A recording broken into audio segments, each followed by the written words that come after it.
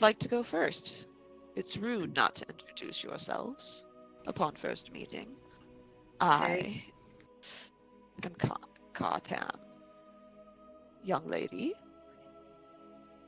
Hey, howdy. My name is Cecilia Cletus. Not first time in hell. Probably won't be my last. I'm here with my battle buddy, Sharp Eye. Howdy. Wait, everybody's been here. Everybody knows Cecilia Cletus how to game, right? I don't. All right. Oh. Okay. So you see a hobgoblin. She looks kind of like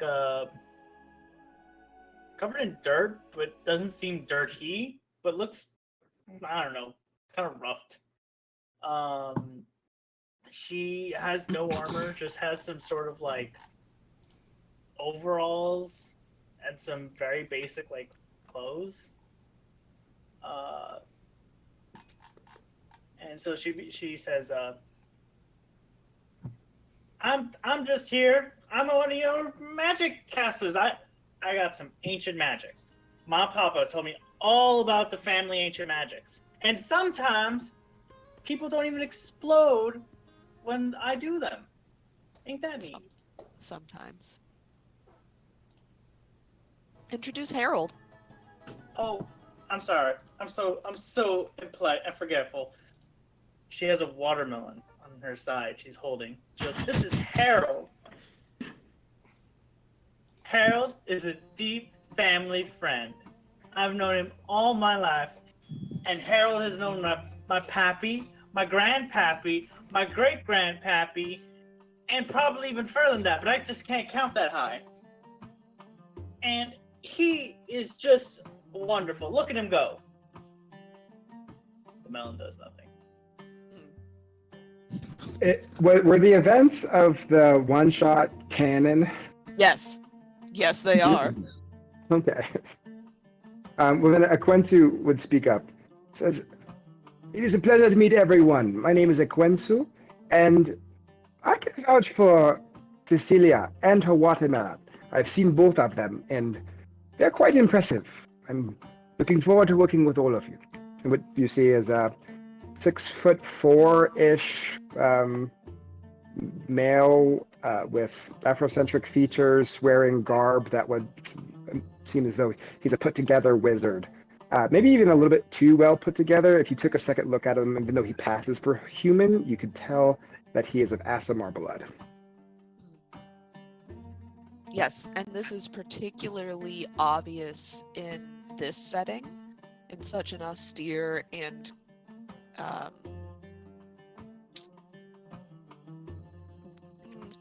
decomposed setting. He is the radiance of his blood is a little bit shinier in here. I feel like it's worse than hell. Mm-hmm. And so, you know what? I remember our last adventure, and you're a great guy. In a combat, I have never seen anybody who's run as fast as him. He is very talented. But I love him.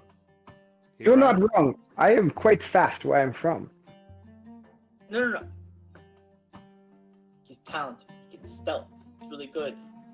In our combat, he didn't even get fireballed. I don't even think anybody got fireballed. I don't remember. Right. It's all kind of a blur. He did summon a dragon. You watched him summon a dragon. He does bring friends, though. You got to watch out for that. He brings friends, and he's always really great member of the team. Your words are too kind. Thank you. Sharp Eye, why don't you go next? She's standing at around 6'7", with a brown, large brimmed hat, 2 antennas sticking out of it, a shiny black leather poncho, and jeans and like heavy boots with spurs for some reason, because they make the jingle noise. And on his belt are 2 very austere, shiny, the closest thing you could describe them is hand crossbows, but they're not. They're not crossbows. They're made of metal, complete through, and have ivory handles carved with runic symbol or infernal symbols on them. And he just looks up, and you could see the brim of the hat lifts up, and you know how bugs do the mimicry thing? Like the false eye spots? Like the false eye spots, except his eye spots are where his eyes are. Like he doesn't have a bug face. He doesn't look like any. He has 4 arms, and a carapace because he's not wearing armor. And his face. It seems that this Thrycreen, his face mimics that of a human face, and it's almost like an uncanny valley kind of thing. And he's got like a fake nose that in his carapace that is just there, and his mandibles seem to lock together to make a jaw and a mouth of some sort. That's And freaky. he's got a cigarette that he rolled himself in his mouth that he lit with a match, and it looks at all you, kind of is just looking at everyone up and down, measuring, and keeps himself. Pulls out a flask, maybe. Drinks from it. Cecilia pats him on the back. It's like, look, he's my battle buddy. Look at him. This is my partner, Cecilia, I guess. She's actually very good, very helpful in a pinch. Oh, Look, you two know one another. we've been working together for the past 6 months. That's good. Friends are friends. It is truly a small world. She didn't really mention you much. No big deal. I'm easy to forget. I'm sure you like that. I didn't want to spoil it because he's such a good guy. That way you can meet him all. You say everybody's a good guy. It's true. So true.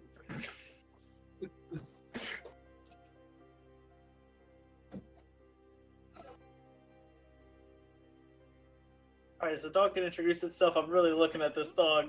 Yeah. Yeah, Chester, please go. So you see before you about 4'9" anthropomorphic Shih Tzu, wearing a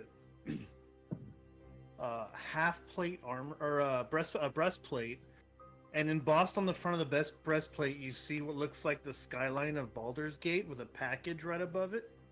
That has little like swoosh marks behind it, and you hear him go, "Hi, I'm Chester. I'm here looking for a package, and I'm hoping the rest of you guys can help me. Got lost here a long time ago, and, well, I work for the Faerun Postal Service, and they sent me on this adventure to come and get it, because I'm the best. I'm the best at finding things." Fuck, we got a postman with us? A post dog? Post person, thank you. Oh, But sorry. yes. So, and you see a bow that looks like it's almost a foot taller than him. So most of the time you probably won't see me, but you'll know I'm there. Eventually. At least the enemy will. I'm really good at finding things. I'm really good at going in front of groups and finding things and letting you guys know. I'll let you guys know about things when you need them. Yeah, that's what I do. I'm Chester. And he kind of just almost has like a 1,000-yard stare at the end of like him saying that, and just kind of looks at the ground. And then he kind of comes back to it, and he's never looking at anybody at one given time. He's always looking around, like he's always like on alert. Rahim, the dog is cute. I've been called that, yes. I bet he's a good boy, too. I wish I could see. And he looks at you. He looks at you. I'm the bestest. Like very seriously, I'm the bestest. I am best boy. Looks desperately for treats. He's. Cecilia, we gotta watch that one. Why? For reasons. Sharpeye canonically doesn't trust cute things. Raheem, why don't you go next? Yeah, so what you see standing next to the Warforged is a half-orc. A half-orc in sort of kind of a mixture of like this black and orange heroic kind of robe with like a flower pattern on the side. A little bit of you can see some like armor underneath as well. You notice he's like holding on to this like long, like what appears to be kind of like a wooden cane, and when he walks, he kind of just like scrapes it across the ground. When he talks, he doesn't necessarily like addresses you or looks at you, not to be rude, but it's just that he can't see. He is unfortunately blind, but he seems to kind of still able to have a sense of what is kind of around.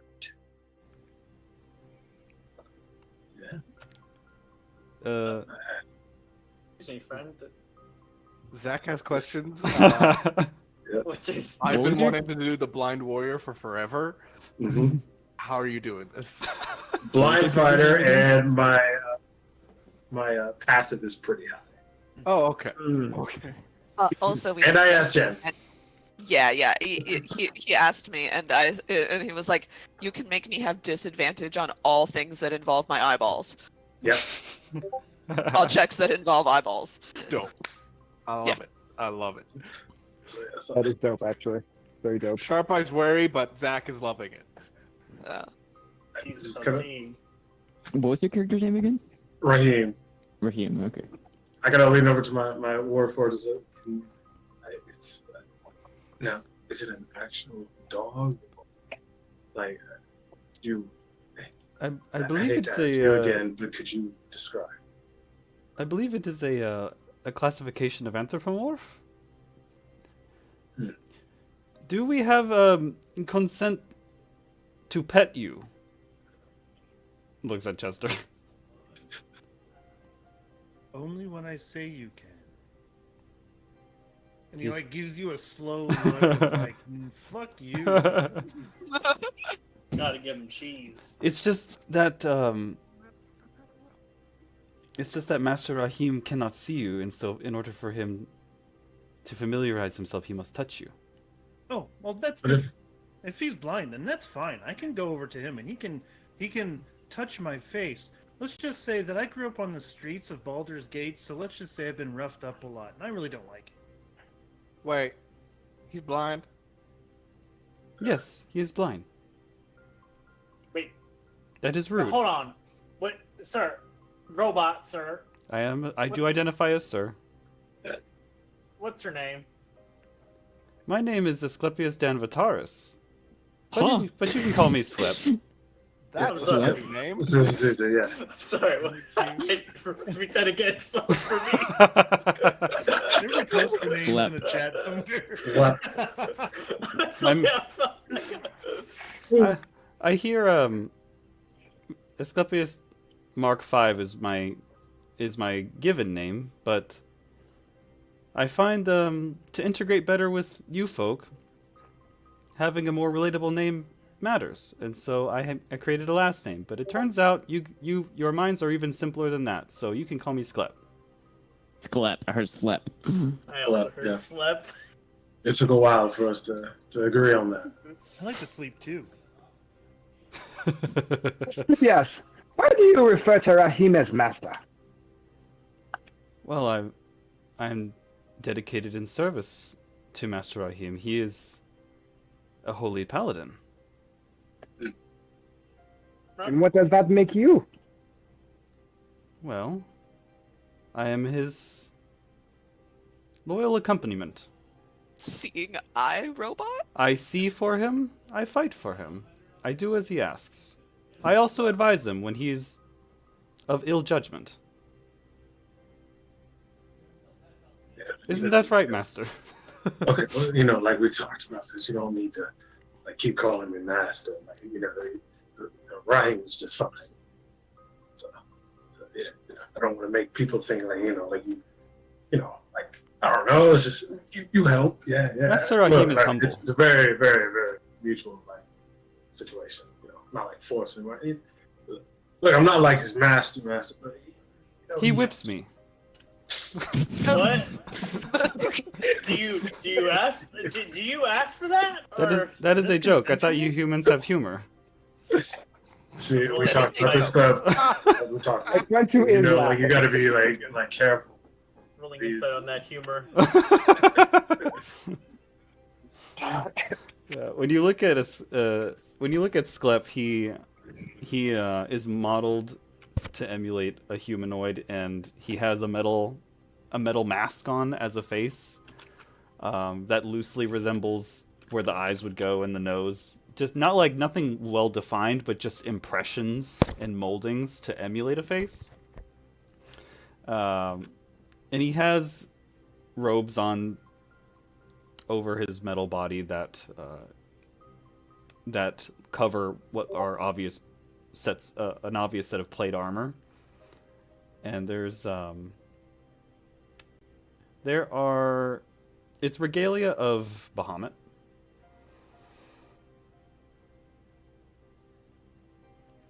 Wait, if Rahim is a holy man, are you also a holy man? I am A not. holy robot? I was created to serve. The purpose behind my creation was the intent that I would help Master Rahim serve his god. I am not beholden to any god. I am beholden So- to Master Rahim. So wait, if Raheem like did a 180 and switched entirely, you would just support him. That is correct. But I'll mention Raheem is not wearing currently any like gear or anything that shows Bahamut currently right now. So, what's Rose doing during all of this?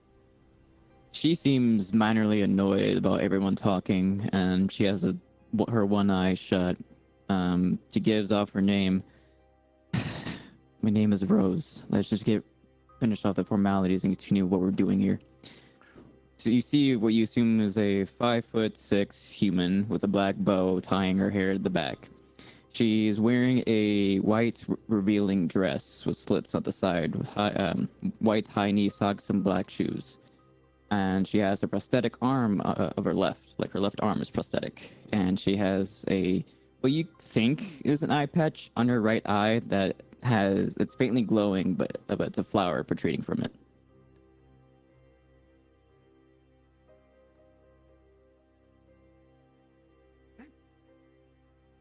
Do you have Right. any obvious weaponry? One more time? Are you carrying any obvious weapons besides your Yes. She's titties, holding. I guess? She's holding or she has a blade that looks like a saber, but can also be confused with a rapier that's sitting at her side, on the left side.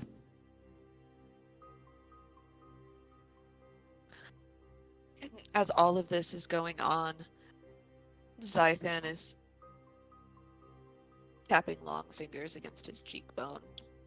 Clear hills are immense and full of countless secrets and dangers. To find that which you each seek, you must consult with someone far greater than I. He spreads out his arms and he gestures at what you now notice is a ritual circle that he's standing in the center of. I will summon for you Beelzebub, one of the archdevils of the Nine. He will possess this mortal vessel and speak through me. But be forewarned, he cannot lie. He will use all his wit to avoid your direct questions.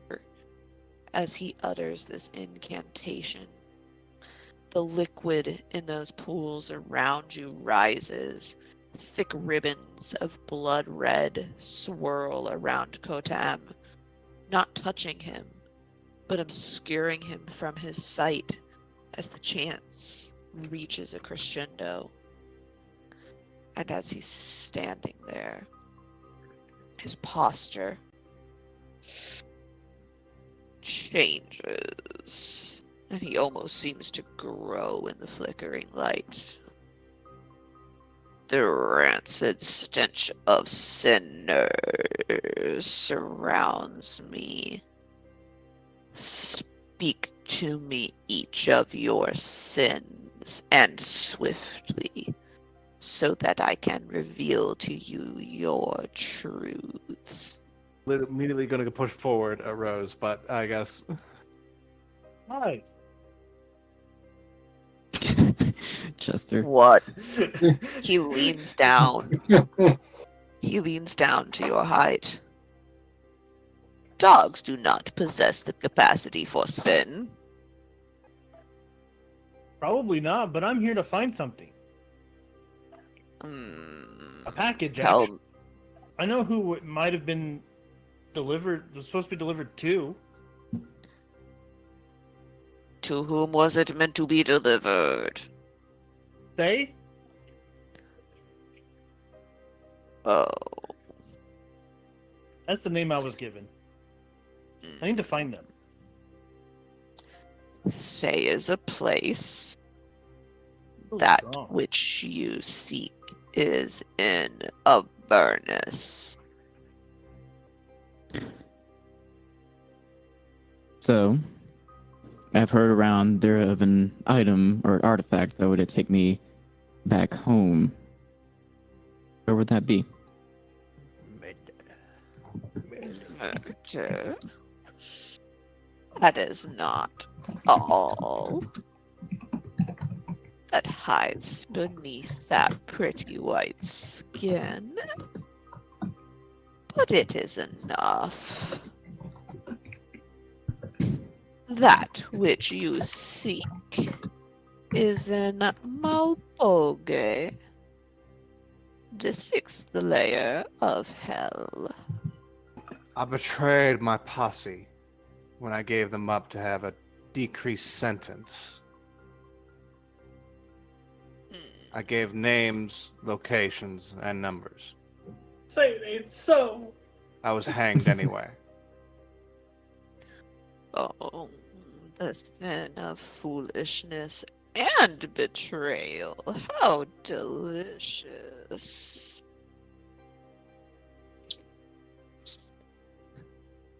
That which you seek is on Stygia, the 5th layer of hell. Cecilia, your turn. All right. Thank you. It's my favorite bug man. So I don't think I sinned, and I think my anger was in the correct course of action, and I think dying and being eaten by death herself was too good for his smelly ass. It's not a good idea. No. I'm only confused because the watermelon supposedly has lasted multiple generations, but I indicate they only last about a week, maybe 2 weeks. Yeah, that sounds something, right? His soul still lives, should you wish to seek revenge. Now, I would much like to do that. I think one death is too good for his sorry ass. That which you seek is in Malodomini, the 7th layer of hell. Resorted to using forbidden magic to help save my people, but in doing so I lost my name. It just so happens that the fine print was that my name was also my soul, and so that is what I'm looking for. That which you seek, young prince, is on Dis, the 2nd layer of the hells. We seek a soul, infernal overlord. He takes Rahim and walks him over. Walk over. I see. Tell me, faithless man, what sin has stained your soul?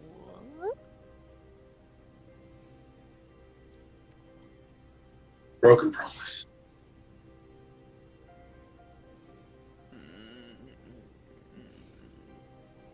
And the loss of a loved one. I have committed sin in supporting his bad habits. You don't gotta tell him everything. We are all sinners in the eyes of gods. It's okay, as he pats Rahim's back. You will find what you seek in Kania, the 8th layer of the 9 hells.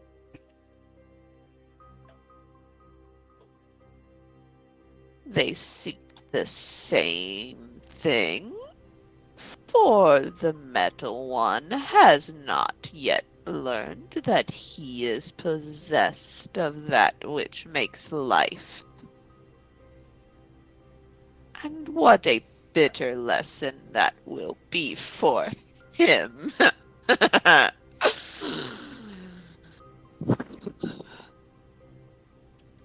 I'll use my movement speed to just push him like a tile over outside the circle over here. Okay, yeah.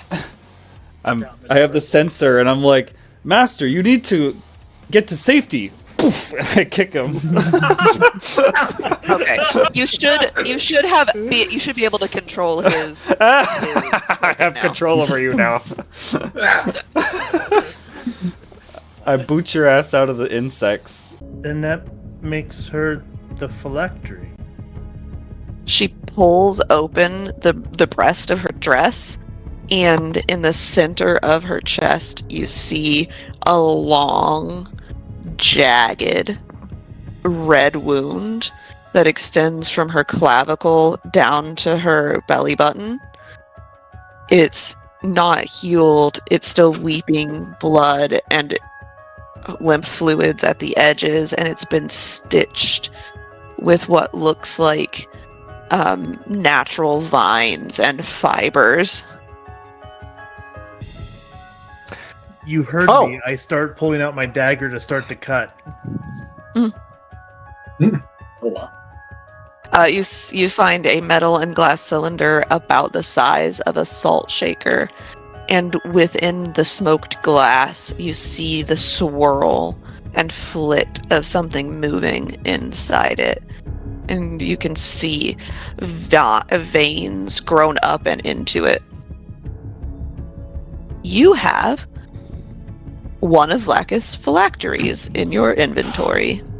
One of. I turn around as giving the biggest smile I've ever had. I finished my job, and I put it in my pack, and I go, "What's next?" He casts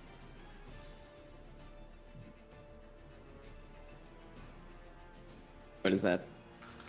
Oh, Fireball? it's a fucking circle. Well, fireball at the 8th level. Ah! You You know that bitch!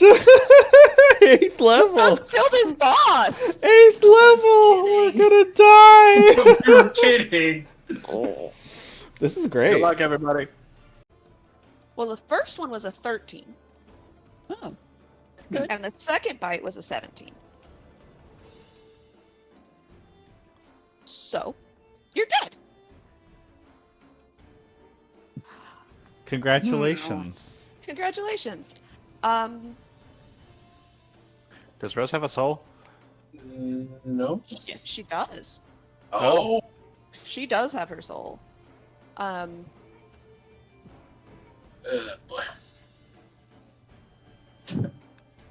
You see the dog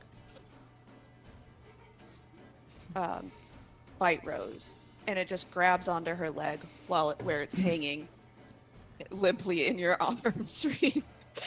And it grabs onto her leg and shakes it once, and sort of hangs off of it. And you feel the bit of her that was still clinging to life slip. And you've held people as they've died before. This is a feeling that is so intimately familiar to you, and it brings back the agony of every second of those moments. And as you're holding her, you feel her body start to crumble in your grasp. And you see roots, gnarled, thorny roots, where you would have thought would be bone, organ,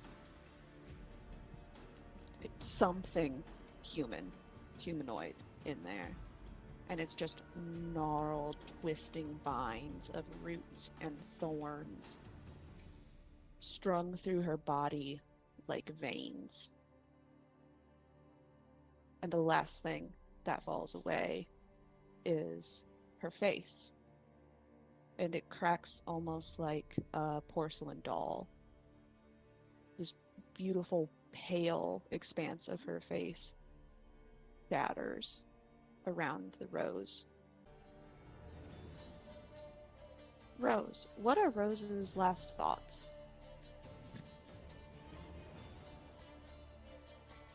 Probably more so over the memories that she's had with you guys. Even though she was strict most of the time, but every now and again you guys put a smile on her face. But it's more fear of what you three would have to, or you four would have to go through without her. And then you feel this blinding flash of fear for the closest thing you've ever had to friends. And then nothing. You, the one playing cards with Tyax. You either get off the ship now or I'll throw you off. Actually, I'm I'll joining have you. aim throw. Who the fuck are you? I was winning that card game. Name's Clyde Blackbun. Pleasure to meet you. Or I'm even sure if it is a pleasure to meet you, Insectoid. They are covered in blood and guts. Most of my own. Yeah. So I'm seeing an Insectoid, a Tin Man, a Blind Man, and a Darky Angel, I believe. Probably shouldn't call him Turkey. I also like how you point out everybody's race, which is a particular feature about my character. I see all these races and you're just blind. You got any? What does Clyde look like? Man, what does Clyde Yeah. look? So What does Clyde look like? I don't Clyde know. Just looks like a, I wouldn't say slender, but like a built tall man, tall werewolf actually, like full-on werewolf. But the way you can mixture is mix of tabaxi within as well. Like some spots hang on his tail.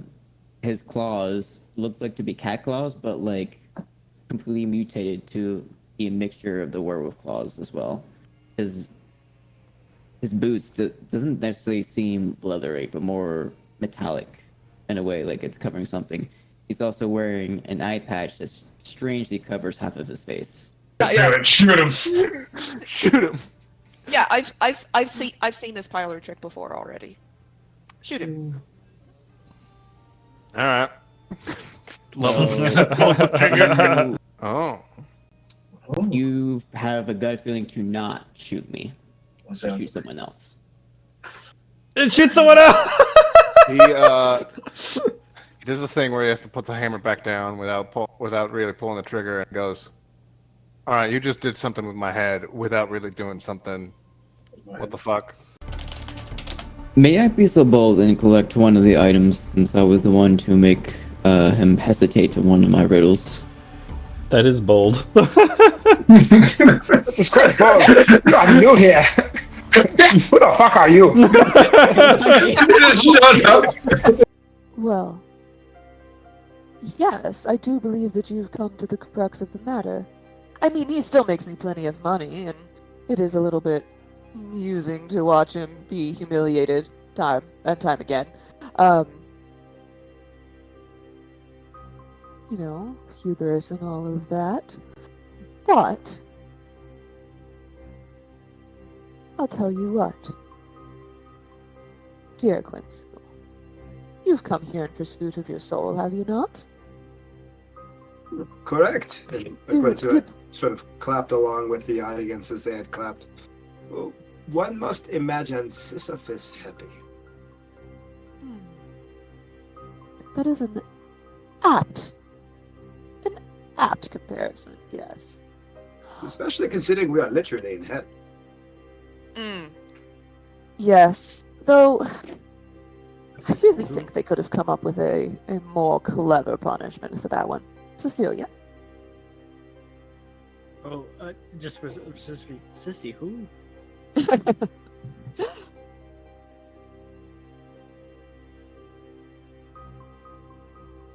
But you'd like to have your soul back in its original position, housed within your body. Ideally so, yes.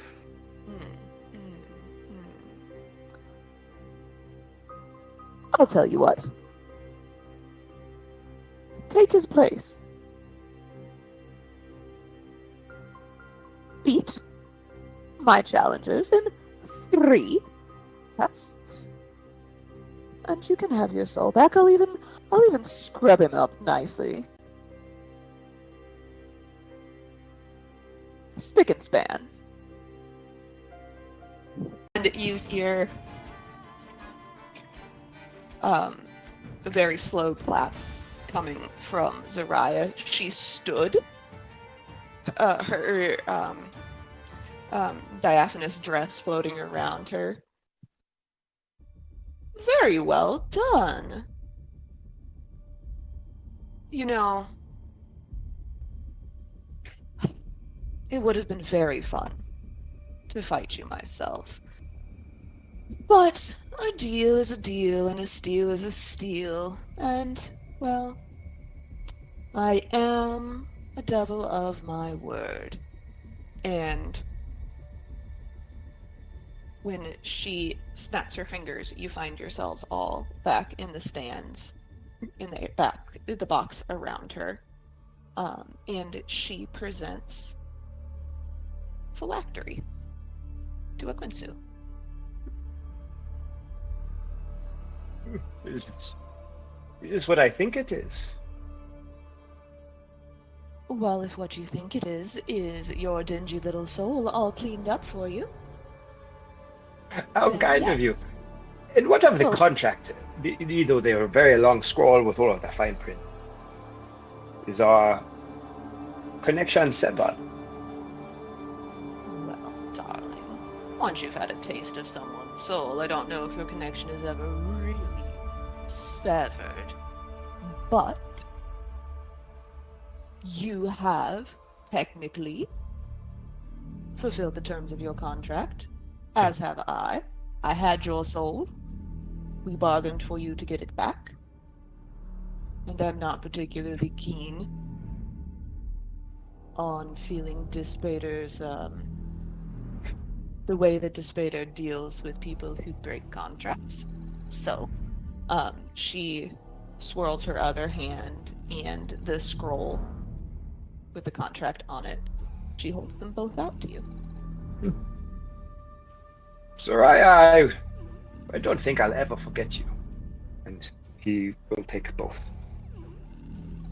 Well, I should certainly hope not. I was not expecting that I would actually accomplish this. Yeah, I was thinking that this whole foolhardy venture into hell was going to be fruitless. But sometimes you are surprised.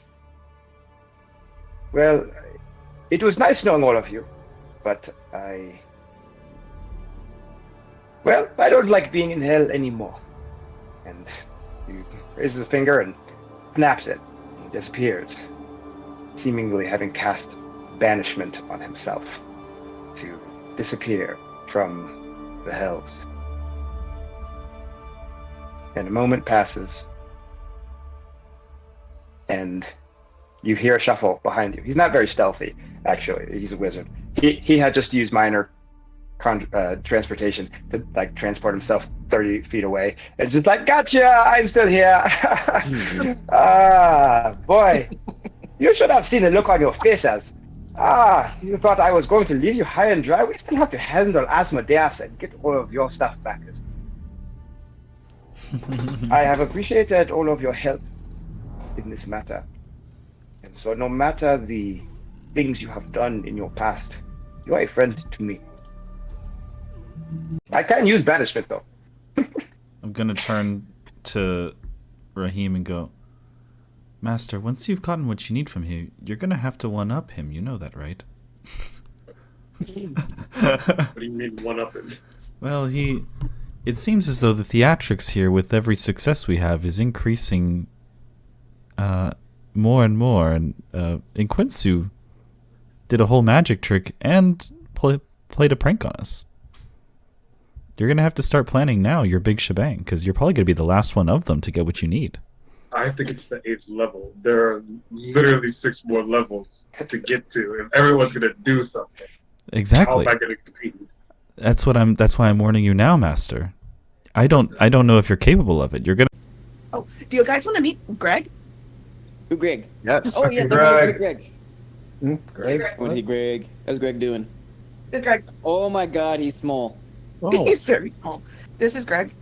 Oh, look at that little thing. Aw. Yeah. I think he's like, Mother, let me go. Fucking adorbs. Aw. Release me. I think whoever he's calling me, like under my breath after that comment. The ableist? Ableist, yeah. Yeah, You ableist. call me an ableist. Oh no, we have Cain and Ableist. Fuck.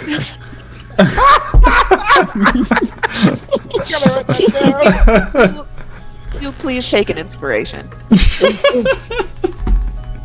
Please take an inspiration. You know, there may have been a chance that I could have convinced them to walk away, but now we're going to have to take it from you. I'm sorry. I'm sorry for your poor choices today. Oh, wow. Oh, yeah. Yo, son, whoa. Where the hell did that come from? Well, Let the robot be scared. No, what? what the hell was that? You don't make threats like that. What? Oh, I apologize. No, please do make more. That was very entertaining. Do that Oh, more. now you're encouraging this? Fuck yeah, we're encouraging this. Oh no. Yeah. 11? yeah, 11. Okay. Yeah. Sharp Eye, I catch on fire. Oh, you can't hear me. Oh, I guess you can hear me. I catch on fire, and then like my absorb elements is like deploy the fire extinguisher foam. Explode in foam. Yeah. Excellent. Sharp Eyes used things exploding in his face, so. Fair. There's Raheem sitting in the bath, bathing himself, and Sklep is sitting there on the side on a stool reading a newspaper. Are you reading it out loud to him, telling him all about the comings and goings in the material plane? Master, have you seen the classified ads in Waterdeep lately? This is... Like, God, we were waiting outside. You get to the Lonely Heart section. You're reading about misconnections. Is this, looks at you, up and down. Angst, just you exploring your emotions with it. Flips page. Imaginary licks finger, but there's no tongue. I think.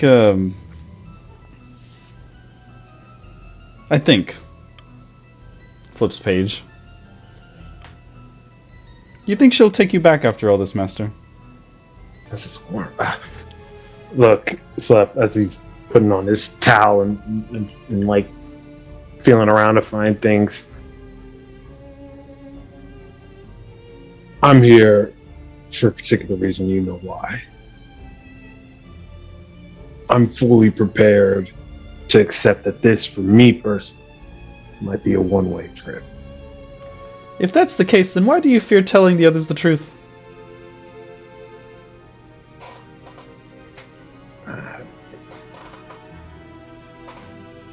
Don't really concern them. Well, that can be argued. Not my place, though. Flips page. If you give a robot some humanity, go back to my room. You want my flask? Sorry to hear that. Sure. I'm good for now. He goes to his station. You see him fiddling around. What the fuck is he He doing? turns around. He's roofing you all. He hands each of you the items you gave him. Everyone, on the count of 3, take a sip. All right. Google. Does everyone sip? Well, you already took one. Okay. Everything's normal except Raheem, whatever you're drinking out of smells like fart. Dang it. Did the robot just play a prank? Give a robot humanity. You'll never know a moment's peace. Your item has been magically tinkered to smell like fart until I remove it. Why? Oh, your flask smells like fart. You basically turned all of their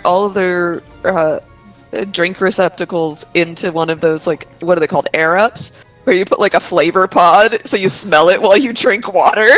You turned it into a fart air up. I honestly think we should have taken like the waterways. Does anybody have a boat? I could Yeah, arrange. we totally carry a large boat with us at all times. No, Sharp Eye, the boat we have is the one we drove over here. I gotta agree with the ableist. Why would you ask that? If I may, I All could. 4 hands. I could fabricate us a boat after a long rest. What? Fucking Yes. really? Absolutely. With some transmutation sigils, I could create a boat for us. And you didn't say anything until now. Well, I don't have it prepared. I'm dying over here. So I drank the blood, but man, power I've gained, it was beyond anything I'd ever imagined. The screams sound like an opera song to me, orchestral music.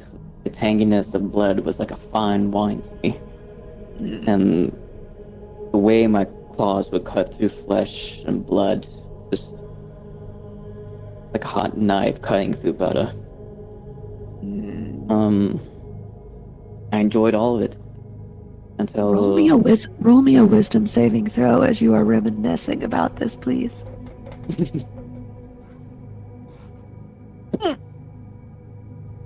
Oh! Oh no. Not once today. Uh-oh. Would you like to describe to your party members what it looks like as you start to lose control over your decorum, as you reminisce about your claws cutting through flesh like butter and the taste of blood on your tongue like the bouquet of a fine wine? Sure. So, as Clyde is experiencing this smile begins to grow across Clyde's face and just grows bigger and bigger and bigger, to where it's more sinister, maniacal, and psychotic. And and he begins to twitch a little, and his instead of his refined hands being closed, it begins to twitch and crack like he's growing out his claws. And he begins to say that I also remember a loved one and her cries for plea. And the eye patch that he carries he's shaking and slowly pulls it down. And there's actually a dark, black reddish handprint stained across his face. And on that eye, the whites of his eyes are actually black. The iris is yellow. The pupil is black, but with a steady red line across the iris. And he simply says, I wish to feel it all again. Fantastic. Please roll me a d4. Uh-oh. We thought we were fighting a crack.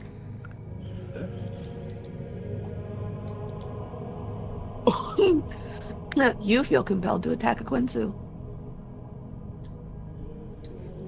Luckily, I made a medal.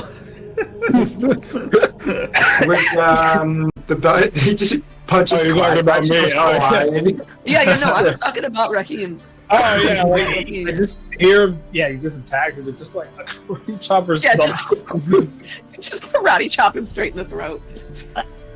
Down. Yeah, yeah, it hurts, but you still get off one more flurry of blows. I get up one more though. Yeah, those. Yeah, so that's 43 total points of damage from Clyde. Damn. Since I use the flurry of blows, I do need Raheem to make me a dexterity saving throw. Uh-huh. What? Time out. I mean, yeah, that 9. 34. And then dexterity saving throw. Yep. With a 9. Dang it. Oof. Oofies. You get pushed over there. Oh, not in the water. What the? Oh no, hold on. You get to decide the direction, right? Mm-hmm. Okay. This effects on target if fall prone, dexterity throw fails a DC 18, gets pushed up to 15 feet. Yep. Knew I should have took it instead. No. Would have stopped him before it got to me. Okay, hold on. I have to find the table of things that happen when you fall in the water. What? How deep is the water? Oh no! More curses. Clyde whacks Raheem. Sklep takes an offensive stance and thinks for a moment and goes running up toward Clyde. And he says, for your own good, I suggest you desist. And he casts Greater Restoration on you as he places his hands on your chest. As you put your hands on him, you see while your hands are on him, almost the wolf-like nature fade out of his face just for a moment, and you see the tabaxi that he was. And as you pull your hands away, the lupine nature of his face returns. Alright. So as Shlep manages to cast the Great Restoration on him with both of his hands, I'm guessing on Clyde's head, right? He put him on your chest. On the chest? Alright.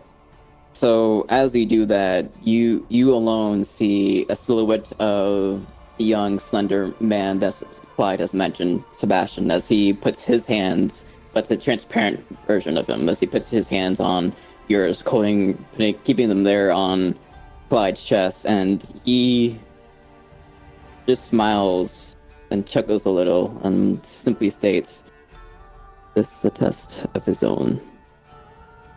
I'll allow this once, but keep your hands to yourself when this happens again. And then he lets go and fades away.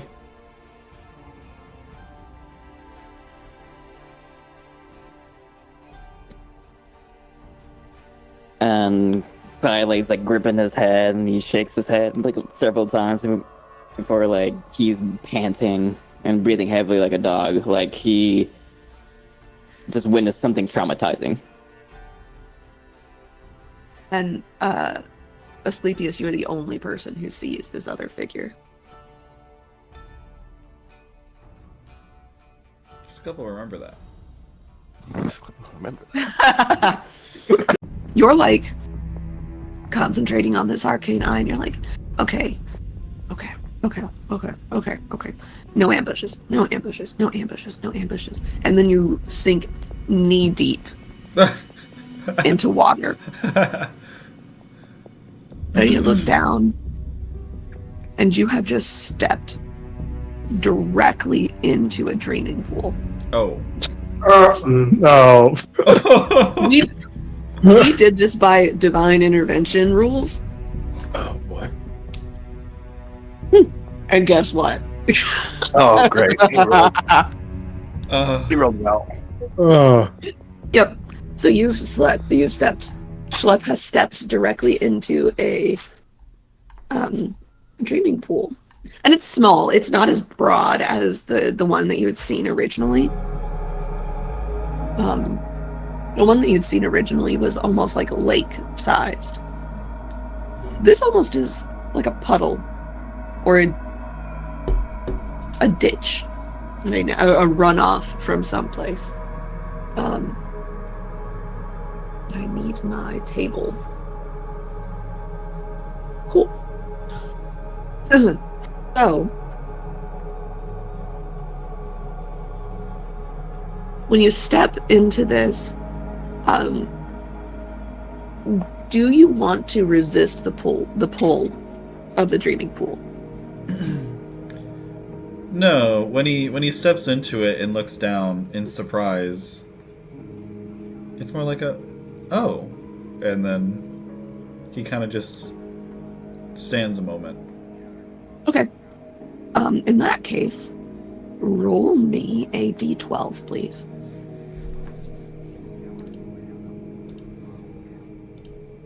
It's a 3. Roll again. Somebody already got a 3. A 2. Okay. Okay, cool. I'm gonna send you what the result is. Uh-oh.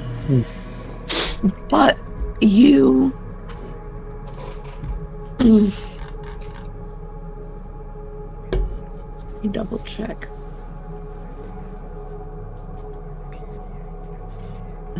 Oh, cool. Great. As you sit there and you look down and you recognize this silver liquid that's sort of lapping right around your knee, you experience the memory of a woman. And not a young woman, somewhere around middle-aged, 40 or so. She lives alone. You live alone in a small hut. But you have everything that you need. You have a little garden. You have a couple of goats that you milk. And you're happy. As happy as you can be. Your husband has died.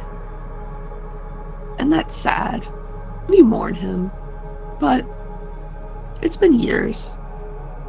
And you live in your little hut. And you have a good life. And you help the people in the village. And the people in the village they're not like you. They're just human peasants going about their lives. Day to day, there's a blacksmith, they're farmers. Just an average Faerunian village. But not you. You feel so very apart from them. You aren't from here. You've come here because you loved your husband and he asked you to. And you get the sense that you look down at your hands, see glimpses of yourself in the mirror. And you're an orc. Just a middle-aged orc woman. Hair turning gray, plaited down one side. You never had any children, but you're happy. And you help the people in the village when you can. Because before you left your tribe, you were trained to be a shaman. You were trained in herbery and midwifery. You can help these people. And you do, for years and years. You give to them, despite the fact that they've never made you part of their village. You've lost count of how many babies you've saved, how many mothers you've saved, how many sick children and husbands you've given the right herbs to. And you give and you give and you give of yourself. And you expect that this little well inside of you will run dry one day. And it doesn't.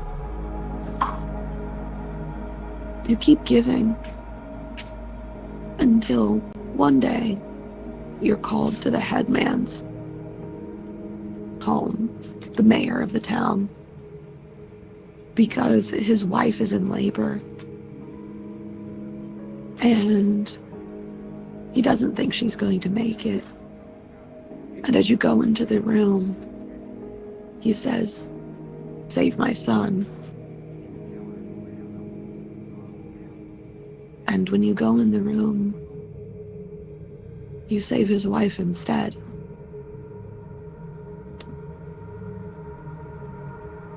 And he runs you from your home. You still have the blood from delivering his dead son on your hands. And you find yourself alone in the woods, run from the home you shared with your husband, with your love for 25 years. And you are weeping. For that well of deep charity inside of you is still full, and you wish that it was not. You wish that you could just rip it out of your chest. And you hear a little voice say, "If you have no use for it, I will take it." And you give it up. That deep well of charity and kindness that sustained you for so many years.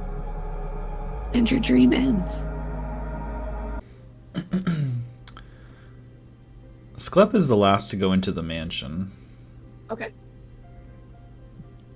As everybody goes in, he takes out like a little test tube looking thing. Uh-huh. And he dips it into the pool. And Okay. I'll kind of post what it looks like. He opens up a panel on his arm and sticks the test tube into the slot. Okay. And it courses through his circulation system. Okay. Cool. Roll me a d12.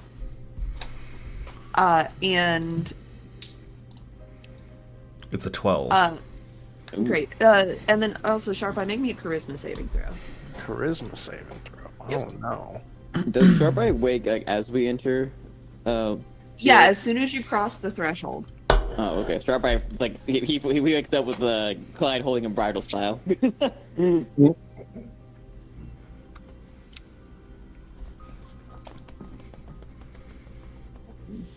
Oh fuck! If you're gonna carry me, might as well take me to my room. Let's go. Oh, so you finally awake. Very well. Okay.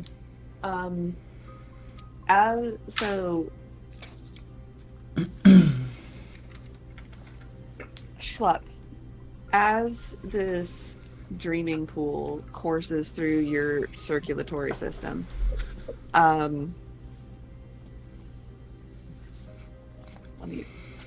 have to read it.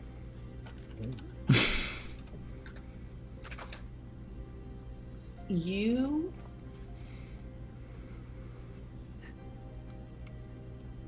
are beset with disturbing visions. You see your greatest fears come to pass inside your mind. Raheem torn asunder, lost from you. The people that you've adopted under your care, tortured, tormented, lost, ripped from the grace of your protection. And that's the only thing that you've been made to do. And until very recently, you haven't questioned any of it. And it happens almost like somebody clicking through a slideshow over and over and over again, and you just see Raheem rather than prevailing by whatever means he had to prevail, he falls beneath enemy blades. You see Clyde give in to his basest animal instincts and rip Quincy's throat out in a gush of blood. You see Sharp Eye descend further and further into the scrupulousness that you've seen sort of gathering in him as he betrays the party.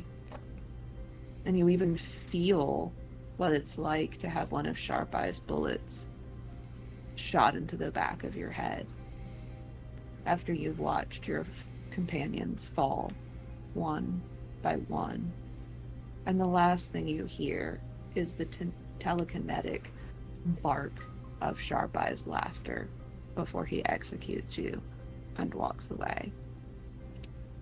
And then you come back to yourself. Hang on. Okay. Roll me a charisma saving throw, please. And I'm going to send you something. Oh dear. But I should go before Asclepius shows up. Knock, knock, knock.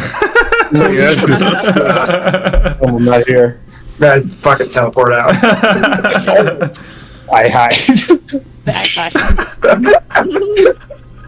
roll a stealth check. You teleport there. Yeah, then Quincy teleports out, so I'm like, take me with you, and I try to grab him, but I just trip over, and there's a loud noise. Oh, yeah, the door just swings open, and Skleps is standing there looking at you. Master, why are you on the floor? He closes the door behind him and says,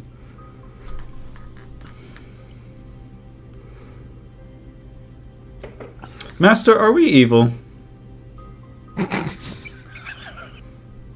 Are we the robot humanity?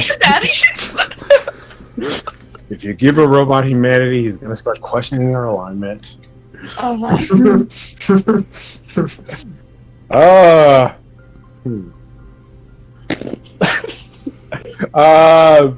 Just eyebrows surprised, just interesting question. I'll get up off the floor. Had a interesting question, Slep. Why do you ask? The party is going through some strange stages of development, and each individual is, in a dynamic way, changing under the influence of the hells. And I mean, you've been going through changes long before hell at this point. I can distinguish between foolish decisions and in saving your skin or doing bad things for a greater good, to an extent. But at what point do we become evil?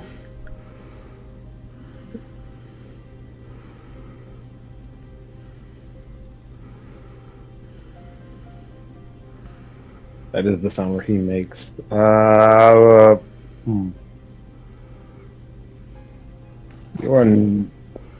Interesting that I'm having this conversation. You've broken your oath to your god. You've killed people. You've done foolish things. And you have made deals for power with not so great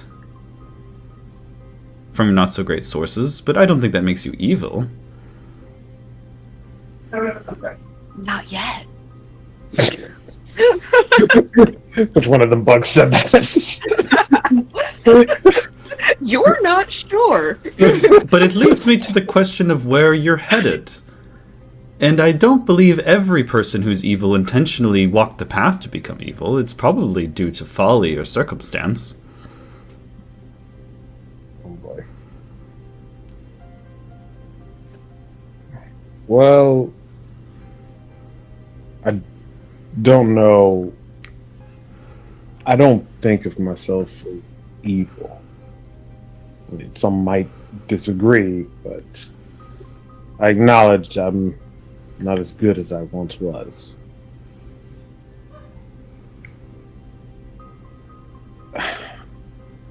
Is there an obligation to be good?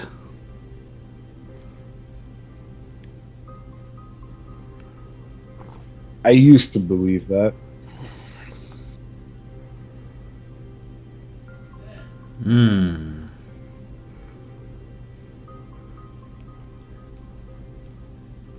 I used to strive for that and try to uphold it as best as I can, but it's a very hard thing, especially when we live in a world so corrupt and just there's evil everywhere. I mean, you think hell is completely evil, it is, but Material Plane has its own problems as well.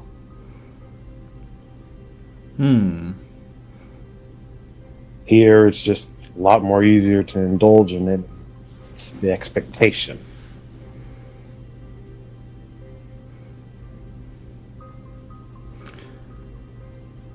I agree with what I believe your stance to be.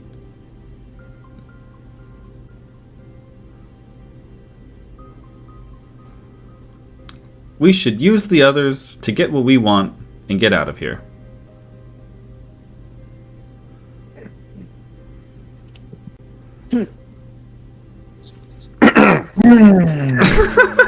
Roll for myself.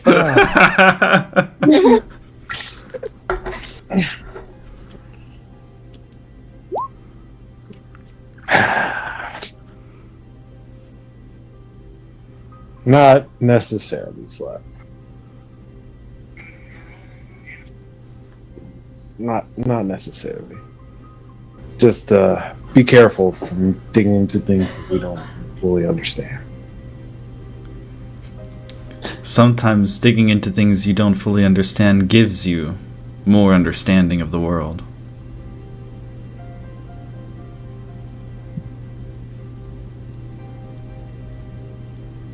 Good night, Master. You give a robot humanity. Then he'll want a soul. Oh, God. Slap. Why are you so heavy? I am Master Ahum's pack mule. Nope. I was like getting ready to reach out my hand. But what if we want to jump somebody? If I were to use scatter to surround an enemy, what is the word for that? Jump him. Jump. Oral cum shot. Jump.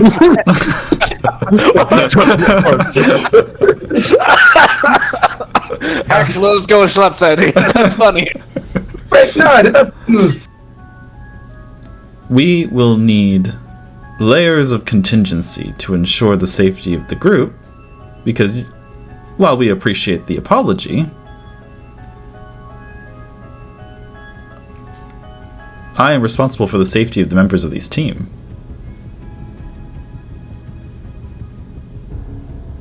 And apologies will not prevent it from happening again. That is true. I'm not mad, I'm just disappointed. My I'm not overall mad, I'm just doing my job. I'll like turn to walk away unless there's anything else you want to add. Nope. Have a good night, Clyde. Good night, Schlep. You as well, Raheem. Hi, tell us your backstory. Good night. Wait, the fuck is up with you?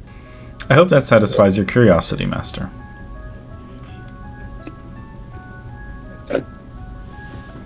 Technically, you brought on this curiosity. That's what I'm here for. Is Slip manipulating? Raheem? Yeah, I'm too dumb if he is, so. Sklep, Raheem is just a big himbo sometimes, and Sklep has to bring to his attention ideas of concern. Mm-hmm. Actually, Also, is what are your passive insights? And then as the night goes quiet, Sklep takes another hit. You fucker! He goes into his room. Drugs! Oh no, Slip is a drug. God, now Oh my god, Slip is this mastermind drug addict. I'll like I like close this this. Okay. campaign because of the fucking the themes. The themes. Okay. Goddamn. What's the effect you get? He keeps taking these. He's gonna have a fucking penalty. The withdrawals are going to be real bad after all these drugs. One day his robotic hide will follow it. Oh no! What? And you failed the save that made it permanent. What? Oh no! I don't know what happened. What is it? What is it? Ooh. Anyway. Anyway. Oh, we have to get back to the story here, guys. What? What the? What? I hope there are not any serious implications from ignoring Schlepp's message to come and talk with us. Yeah. Slip obviously wouldn't, do anything like this. He's an honest guy. He's always looking out for my best interests. He's the healer. Healers are always docile. Healers are always the most manipulative. Yeah. So he offered me money, guys. Like, obviously, clearly he's a good guy. He offered to give me money. That's rule number one. Clearly good guy. That's gotta be the pool. The pool doing weird random shit to him. I don't even know he's taking drugs. None of us know he's taking drugs. You can't tell I'm shooting up. Why would I even think a robot's taking drugs? Just in his room shooting himself up. None of us can comprehend that. Very serene every morning. He Even doesn't if have any more worries. Am I being manipulated by? Yes. I mean, Raheem doesn't know, but everybody else does. Yeah, we need to get out of this. This is why you should fear AI. I never would suspect Slap. He just fucking fuses with the elder brain and then we're fucked. Ooh. Oh. Don't give her any more ideas. Oh. Yes, that is possible. You're 15 feet from the edge. Quensu, how heavy a load can Amadioha carry? I do not know. I have never tested his ability to carry. My reaction to all this is I cast Fly on Rahim. Rahim, lift the boat! He was like, what? Okay. Just, I like just, pull in the oars and like I grab the side of the boat. Wait, what? Sharpeye just says, says to himself, I've read Tarzan. I know what I'm doing. I can totally do this. Starts Wait, what do you? Oh, shit. swinging around his lasso. Go over. He's gonna lasso a tree branch and Tarzan away. Oh my god. You were just. Oh you? my god! I love it. Besides, I wouldn't kill a fellow member of the party without consensus from the group.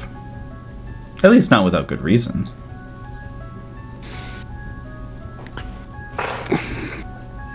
Slap is a serial killer. But now I have an opportunity to expand beyond my design, to think and feel for myself. And what I'm hearing right now, you may not mean it this way. But logically, I see through what you're saying. You all prefer it when I can't think or feel for myself. You know, that would be true if it wasn't for the. We are in fucking hell. Look, I understand everyone's concern, but we are playing with fire, and I suppose when you're on hell, that is what you do. You play with fire. But for as long as Asclepius refers to Rahim as Master Rahim, I think that we are okay. I advise people all the time that I am sworn to. Hints at Master Rahim. And I was designed to accompany him not only to help him and fight for him, but also to advise him when he's of ill judgment. And in times where his judgment is not clear or he's making an objectively wrong decision and I know it, Wait. I do not impede his... Wait. Wait, hold on. I never impede his independence and ability to make his own judgments. And I think That's understandable. I think it would be wise for this group to remember that abiding by that same behavior will be crucial to hold this group together.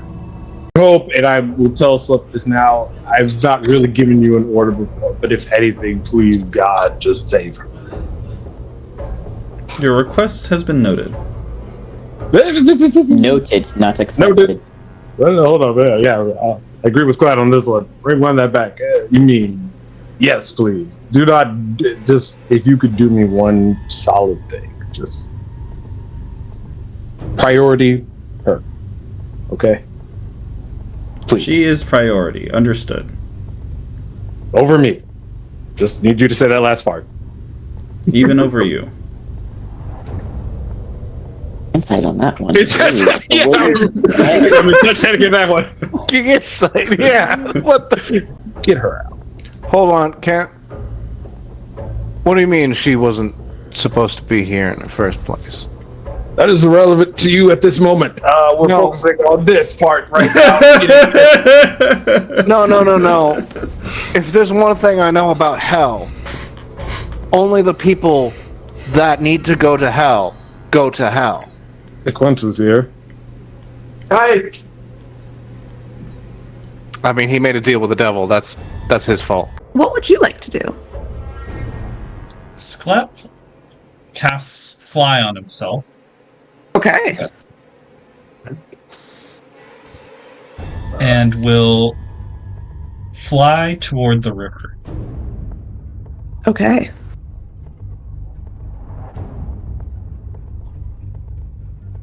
Taking Sclap a long time. I'm sure he's coming any second now. Sclap! Right. It echoes around the chamber. He could be up there searching for more of those pools of memory. I swear to God. Yeah, that's starting to get a little bit concerning now. Schlep. You cast your Fly on yourself and fly towards the river. What do you do? Precisely. He will fly towards the river, and he has 1 hour of flight. Mm-hmm. So he will head in the direction back toward Grink and I. So, what brings you to me? Back to me? I came to you, Grink and I, for two reasons. Number one, for the fact that you are the only other person here that I know and trust. And secondly, because when I'm with the group, I feel great guilt. And if I had a heart, it would be heavy. Perhaps I could be so much more than what I was meant to be.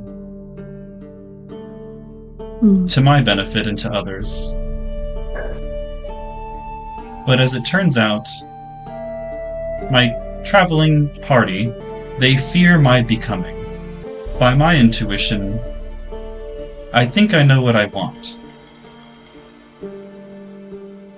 And I don't think that I have my companion's support in manifesting that. So I come to you. I would like to consult Cortiso.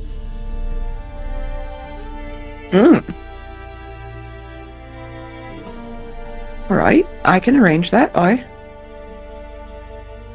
Before I can face my companions, what they fear is change and the unknown. Mortals do. So for me to do what I must do, I think it is wise to complete my evolution prior to me seeing them again. And for a moment, you see his true form, monstrously large and beautiful, and both greater than the place that he is and made monstrous by the place that he has resided for who knows how long in this grin. And what will you do if, when you show them yourself, show them the you wish to be, and they're afraid of you? Then perhaps I do not belong amongst mortals.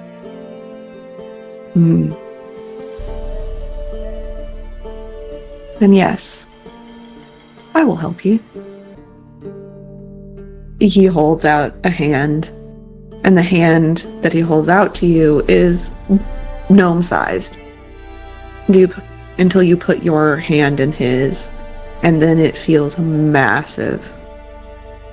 And you have a moment when you flash back to one of the other memories that you've had of a father holding their child's hand. The size difference is that extreme. Even though looking at it, it doesn't look that way, but you feel your hand embraced by his. And he casts a spell, and you both disappear.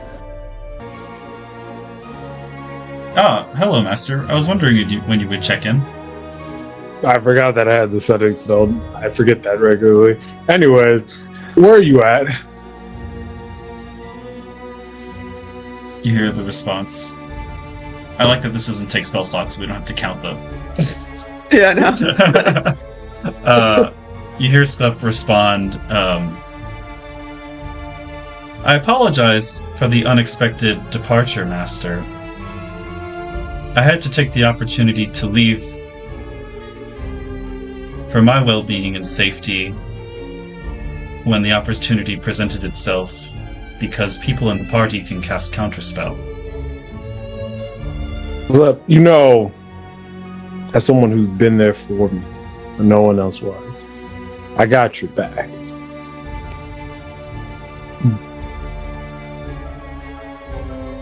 But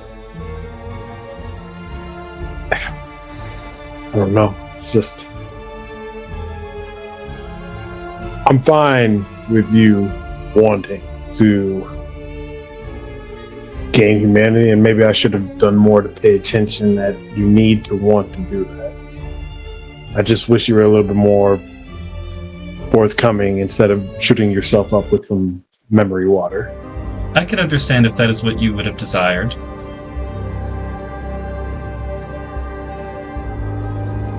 But I chose to withhold that information precisely because I knew that what happened on that boat not but a few hours ago would happen if that information was out. Alright. Alright, Slut. I'm gonna trust you. I guess. I won't question. And I probably am not too smart enough to understand all that you. I will admit you are very much smarter than me. When are you planning on? Are you planning on coming back? When, if you are? I will say that the next time you see me, I will have become. Trust that I will be able to find you, no matter where you are. All right. Be safe and farewell.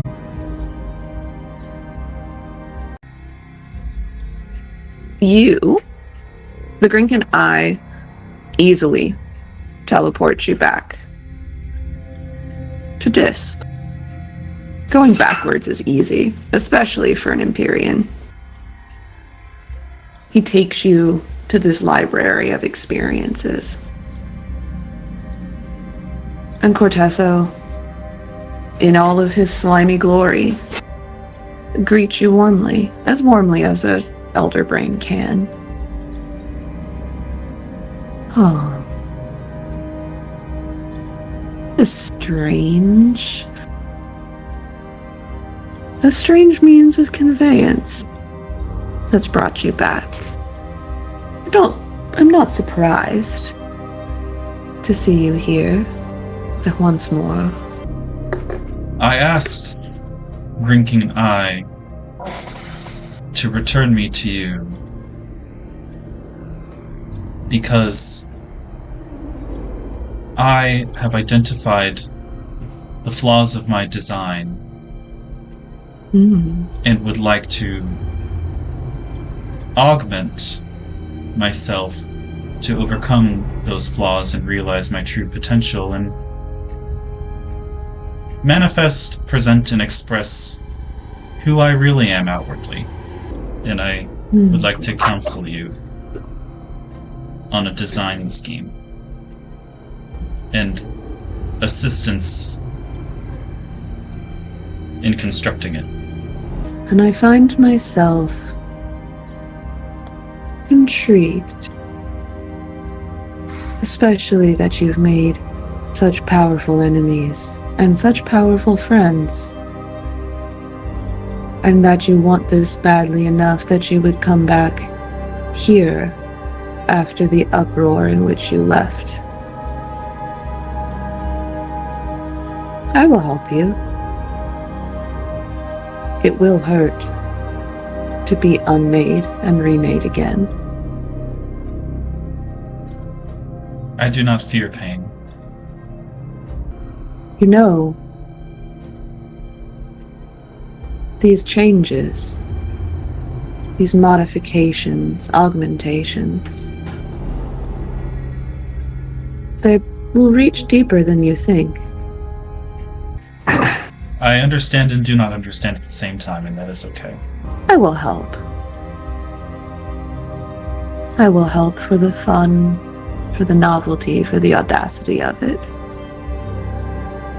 And I will help on the singular condition that you, upon your journeys, collect for me the experience of others. Join in my library. Consider it a deal. As you agree to the deal, the Illithid that are acting as the librarians in this archive descend to you. The Grinkin Eye watches. He watches. And they begin the process. of helping you to become. You do notice that neither the illithid or the elder brain, as it uses its psionic abilities and to sort of direct and mold, they all avoid that little bit that the Grinking Eye left on you. None of them touch it. Very, very specifically, none of them do. Would it have been different if he wasn't in the room? Maybe, but maybe not. And thus begins your unmaking and remaking.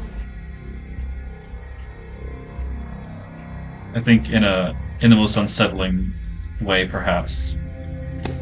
While he's convinced that he's screaming in pain throughout the ordeal, it's all internally within his mind palace, and he's unsettlingly silent throughout the operation. But you know, deep in that secret part of yourself that is growing and changing, and that motivated this becoming, that were any of your friends, even Master Rahim, to see you thus, they would be deeply and irrevocably disturbed by it. And you feel even more justified in your decision to leave them behind, to find yourself, to make yourself. Okay, what's the situation there? Because I remember you were always like, you and him were always pointing to Raheem, like you and him were always so like, I don't know, y'all had a special relationship. So it's like, don't know what you mean by that. Well, I mean, he always called you master. Yep, he did. He would do that. Did you own him? I wouldn't really say it as like own, more like, you know. Other like, people say this? I say owned him. Yeah. No, I didn't own him. It wasn't like that, you know. It was You owned him on paper, essentially. Yeah, you know, but like they don't do. You had the deed to him. You had the right to. Like, yeah, he's denying it. Oh, he's denying it. Okay, I see. You don't need to know that part. You know, he's denying it. He's denying it. I'd like to roll inside to see how much he owned this man. It's just like, you know, he was just like, you know, a good person, you know, good robot who stuck by my side, you know, willingly, definitely willingly. Raheem, do you not feel comfortable owning another person? I mean, when we use the word own, let's see. There we go. I rolled a 19 for deception. Is your robot a person, though? You rolled a 19 for deception? Oh, fuck you. I only got +2 to insight. Let's see if I can do it. She ain't a smart gal. Fuck you! Fuck you! Wow. Fuck 20! Wow! Way to waste that natural 20. Well, yeah, I know. It's always gotta be some shit like this. Just cut the fucking 2s from now on. Raheem's like definitely uncomfortable with like the terms on, like, yeah, on paper it was, but like, you know, it's definitely like a weird, uncomfortable topic for Raheem. He doesn't like it, but like he definitely, like, from what she gets is that she owned him, or he owned him. Yeah, pretty much, yeah. Well, if he didn't like it, why didn't you liberate him? I mean, at the time, it was very helpful to me.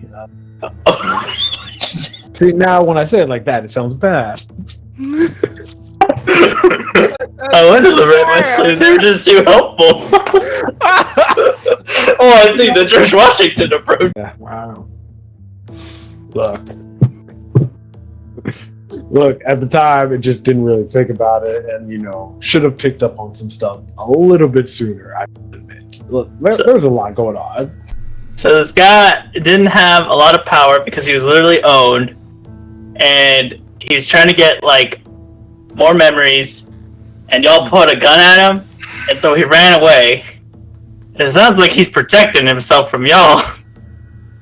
God. Fucking damn it. Hold on. I have to do an insight check on myself. Is that like how you process emotions? Like you're like, I need to process my emotions. What's inside outside? Why is it Am I the problem? That's basically talk therapy, enrolling insight on yourself. Sharp Eye sits there and goes, fucking shit.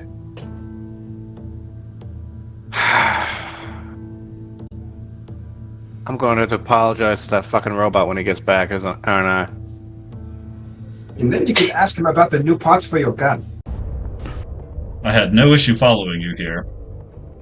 Whatever was troubling the pads here, or may have imposed an obstacle, certainly wasn't around to stop me in my pursuit of you. But anyway, I'll introduce myself before you shoot me. Points at the guns on the bug's hips. One of his hands is on. One of his hands is on one. He's like Sharp Eye. I'm here to offer you a deal. Elias Wan's at your service. Oh fuck no! Elias. Those of you who signed the contract with Elias, your pocket, it is in it real hot in the aftermath of this battle.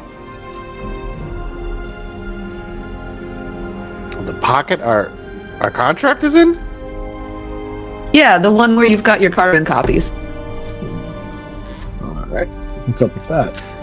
Alright, Elias, what is wrong? Why is the contract getting so hot?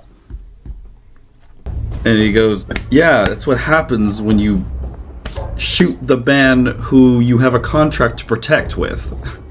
Yeah. You'll find that you are responsible for your actions whether or not you fall victim to magic. That's not how this works. Are you sure? Sharpa, you know that's exactly how it works. I'm responsible for law my shit. I'm responsible for my actions even if I'm not in control. Yeah. Don't get taken advantage of. You're responsible for your own autonomy. Yeah, you know how it was in the army. There's all a bunch of shit like this. Don't worry, it's just a warning. I get it. You didn't mean it. Yeah, probably. I shoot. You see, the amount that is to be paid out to the party is to be determined at my discretion. Mm-hmm. If I'm feeling pleased, I will reward generously. But I have to say, Clyde, if the party's compensation takes a hit because someone peeved me, that would be a real shame. Oh, snap. Is he threatening you? This sounds like extortion. This is good old-fashioned It'd be a Elias. shame for your party members to put themselves in the line of danger and waste valuable time, perhaps even lose a life, in pursuit of gold that wasn't to be. Wow. It would be a shame indeed. And you hear a low rumble come from somewhere deep inside his body. And then he explodes. And That's not what I was expecting. yeah. Explodes. So I need everyone within 30 feet of him. Oh god. to- Am I in 30 feet? Oh no. I need everybody within 30 feet of him to make me dex saves. Well, shoot. Nice. Do we gain or lose points because of Raheem? We gain a +4, I think. Yes, a +4. So, you're welcome. A +4? Oh, then I I didn't even guess see it coming. Nope. You didn't even see it coming. Can I get a copy? And actually, everybody. I would like for you to explain to me how you have come to be in the company of these fools, who you may or may not know seek to destroy Lord Asmodeus.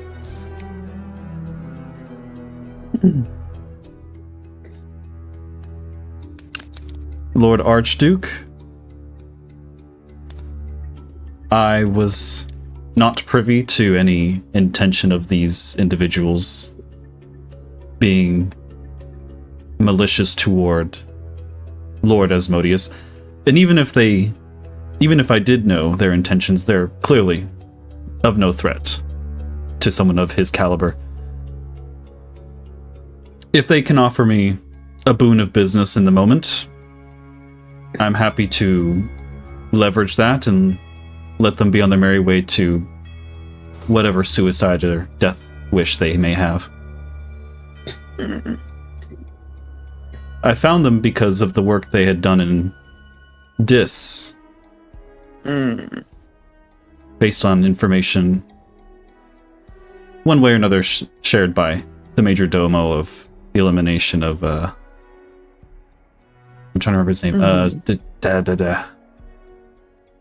He's a weird name. Orishida. That's the one.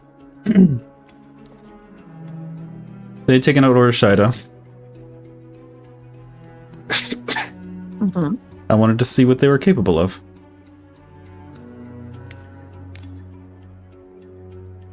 Excellent.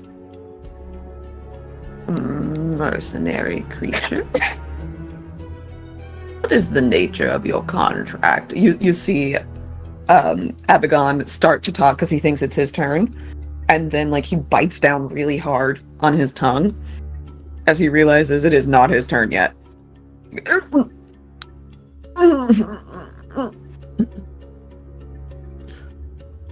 Man, poor guy. What is the nature of your contract with these adventurers? They are tasked with my protection and with assisting me in facilitating the catalyst of the meeting we stand here in today.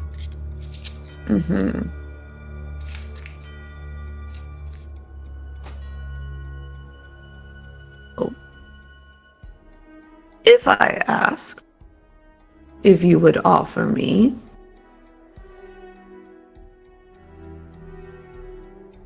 them as compensation, would you do so?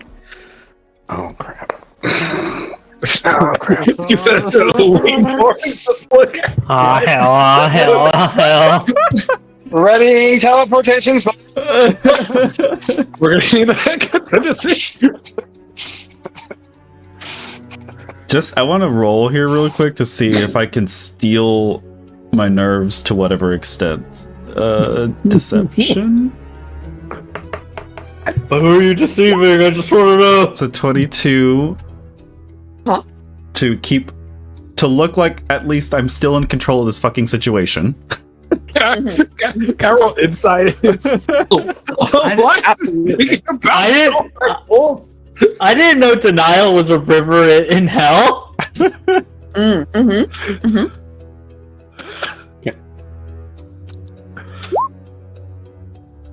Okay. He looks. 22. It's Elias, but through it you can finish it together. But because you know Elias, You just notice just a little bit of trembling as he just looks at each of you with a very strong stare. And he turns to look at the Archduke and says, I'm not sure if you're aware, my lord. While the lot of these adventurers may be a handsome compensation for you, I want to draw your attention to perhaps just one whose value may carry beyond that of the others. We have in our midst Cain himself. You son of a bitch. I was about to look at Sharkbite to like give him the indication of like, look, if we got to, we gotta bust out of here or something. But Cain here has lived many lifetimes and walks among us a cursed man. Whatever adventurer's life experiences, points at the other demon who's auctioning. Whatever adventurer's memories he has to offer, I assure you Cain has far more, and be they much more interesting.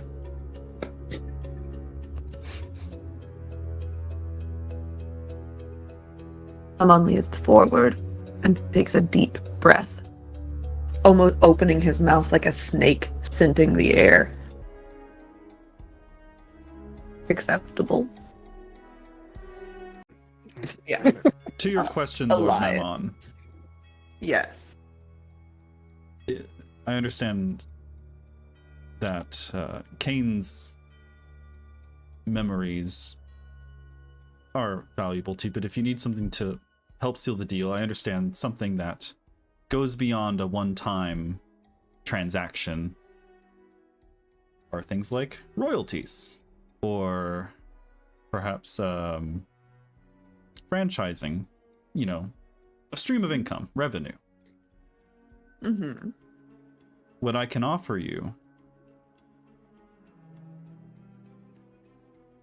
is a steady income of souls from the material plane. If I were to win the auction today, what I can offer you is to have House Ones based out of Waterdeep collect the souls of individuals by contract, and we can funnel a portion of those to you through this brokerage we stand in today. 75%. That we can do.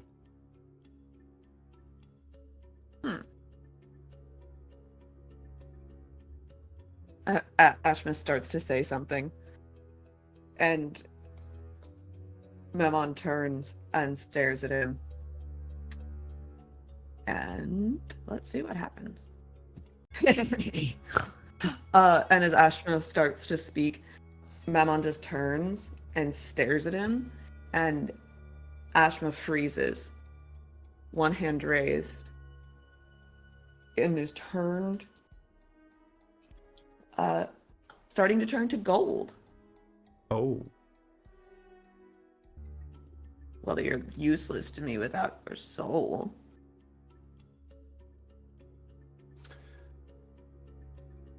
But, Elias, I am willing to take his memories on contract. 150,000 gold.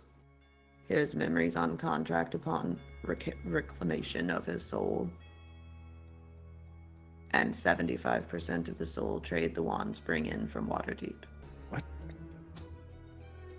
Elias will respond by saying, I'm prepared to shake in exchange of said deal, but let me ask if it is worth considering for you.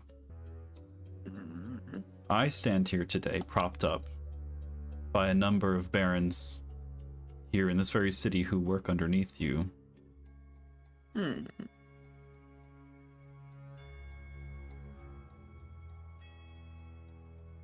Would you value their souls over his memories?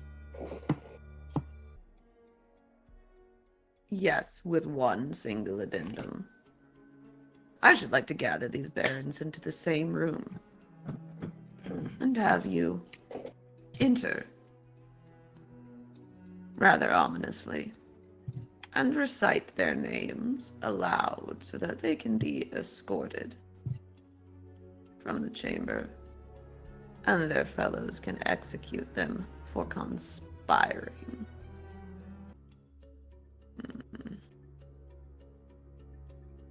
Excellent. He extends a giant palm, and in the center of his palm is the deed to the soul brokerage, because Mammon is, of course, the underwriter to all brokerages. He holds it out. And in the other palm, he flicks it open, and a sharp quill appears. For all contracts here are signed in blood. Flips the quill, stabs it, pricks himself.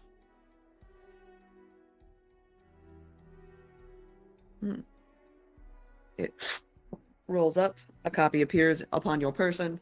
Mammon keeps the original copy. You get a carbon copy, of course. Because what is more hellacious than having to carry around a carbon copy of your receipt? I shall see you anon, Elias. And he and his throne disappear. What I'm also saying, Raheem, is you have gone on your own path, and you've been figuring out what that is, and you've strayed from the path of paladinhood and your oath. And I was in a position before to cover for your duties while you did so, but I'm no longer capable of doing that. And you don't have to return to what you were before, but for your sake and everyone else's, I think the day may come where we need your paladinhood.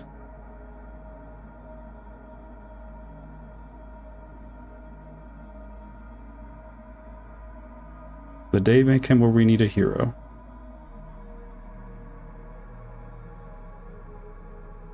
So if the time comes, we hope that you can answer the call when someone is in need of a holy man.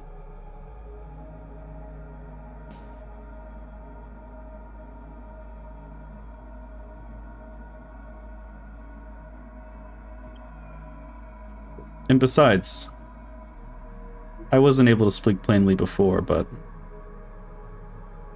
I partially think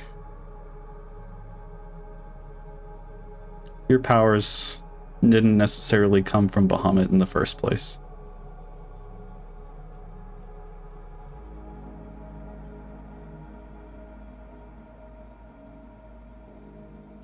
Raheem is a bit taken aback by that, and is pretty speechless. Even if you're detecting thoughts, it's just kind of replaying those last few words that you just said and just really pondering on them. Being a hero, just I don't know if just doesn't even know if he can.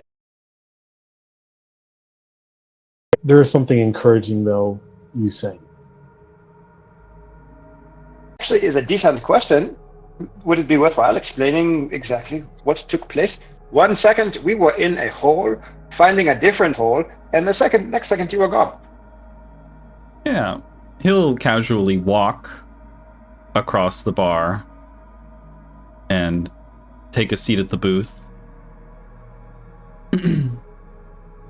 Aquinsu, I think he looks at the rest of the party members, kind of like this, looking at Sharp Eye, but he goes, Aquinsu, I think you would understand.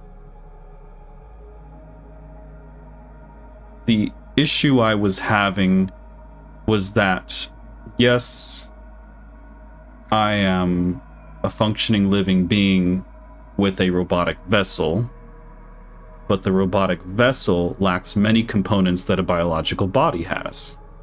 The nervous system, response to stimuli, things of these natures.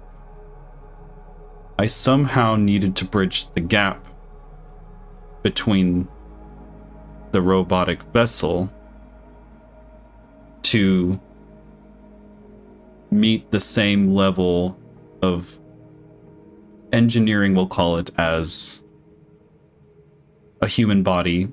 But nay that, I asked the question, is it possible to go beyond the human body?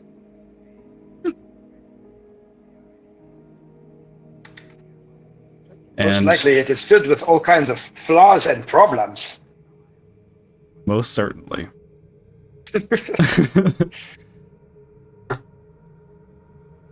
Everybody at the table like, what's it like to have a human body? Ugh. I went back and Pink talked to fleshy things. I went back and talked to Cortiso. Actually heard that there are people who, not just human, but perhaps humanoids, that have used mechanical parts surgically implanted to their body in order to, say, replace joints or even entire parts of their body organs. But you seem to have done the opposite thing, that you have started as a robot and then implanted a series of biological components yourself, something to that extent. Yeah, precisely. I needed to find a suitable, tissue sample, we'll call it, to implant and grow to fill the gaps between the machine vessel and, we'll call it, my soul. Yeah. And there were many choices. I mean, obviously in hell, I considered, you could strike a bargain with the devil, and perhaps they could augment me with infernal biology, or maybe Grink and I could somehow, he's creating, you saw the pod with the biological mass they're developing. Perhaps he could do something like that for me. But I decided to go with Cortiso because not only is he of a higher intelligence than most angels and devils, I think, but the creatures of the astral plane and far realm are a little more neutral in nature. Less so on the scales of good and evil like devils and angels, and that, and they're, like I said, very intelligent. Oh shit! Sharp Eye's gonna get up or jump back up to his feet. Look at Sklep. Sklep, are you still flying? Yeah, he's just floating. Get me up to that hole. Oh. Yeah, take me up to Quetsu. I could probably take the bug. Raheem, you're heavy as fuck. It's true. All right, bring a Quetsu's body down here, I guess. Whatever's All right. faster. All right, but yeah, that's actually a better That's gonna idea. be Bring faster. Quincy's body I'm to gonna us. fly up and hover over to Quensu's body and make sure he's actually dead. Like, he takes his his newly fleshy fingers and places them on Quensu's neck, feeling for a pulse. Why did I? Oh yeah, no, he is really most sincerely dead. He's dead. I'm gonna make sure he's actually dead. Pulls out the shotgun I gave him. Just obliterates him. Yep, he's dead. Yeah, he hovers over his body, realizes he is quite literally dead. I suppose it was optimistic to think that we would get through hell without any casualties. It's only a shame it was you, Aquensu.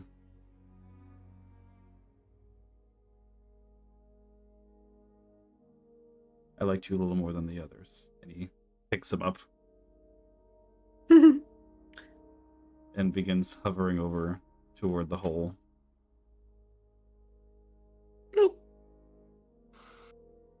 Smell like pickles. Aquinsu is. How often do you feel that Asclepius has come into contact with the dead? In his times of service with Rahim previously, I'm sure they weren't unfamiliar with killing people or coming across casualties. Mm-hmm. But this is the first time, I think, someone relatively close to him personally has perished, and he's kind of processing that. Yeah, and the feel. You analytically know what to expect from the touch of a corpse. You've touched corpses before, obviously. You've looted bodies, you've done battlefield aid, you know what a corpse feels like. But to feel a Quinsu who is so very full of life and so incredibly himself as an empty vessel, cold, unyielding.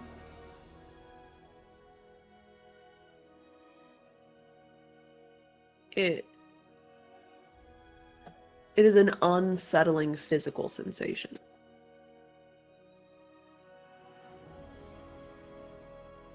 Yeah, someone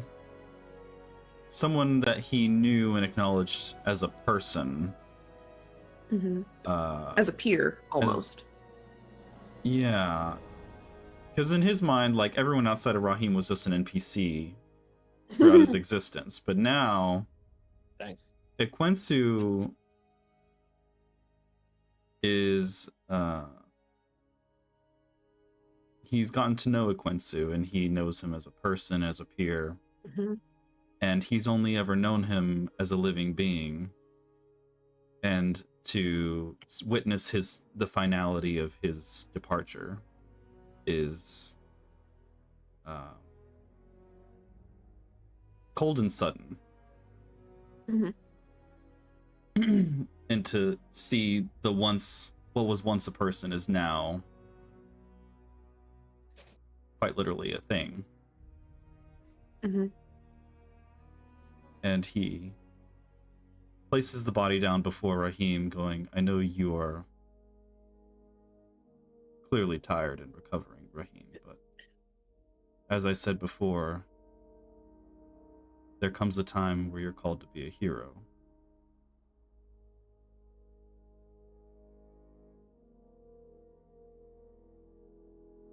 Yeah.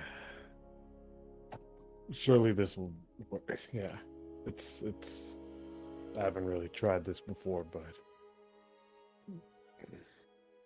he kind of like crawls over to Quincy's body, and then he reaches out and attempts to cast the Revivify spell.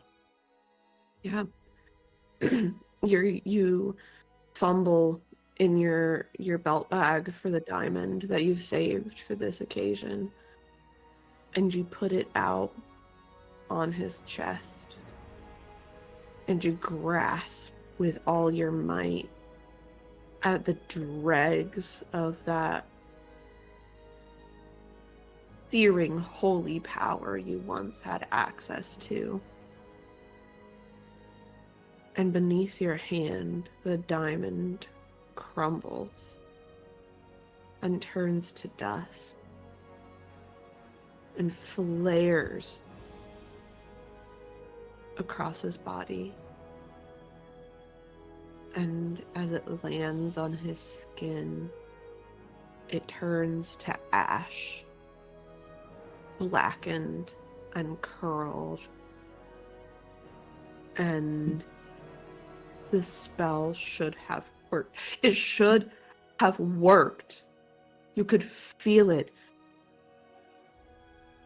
You could feel for one shining moment the touch of the platinum dragon at your back again. And nothing happens. And you are left feeling hollow and alone.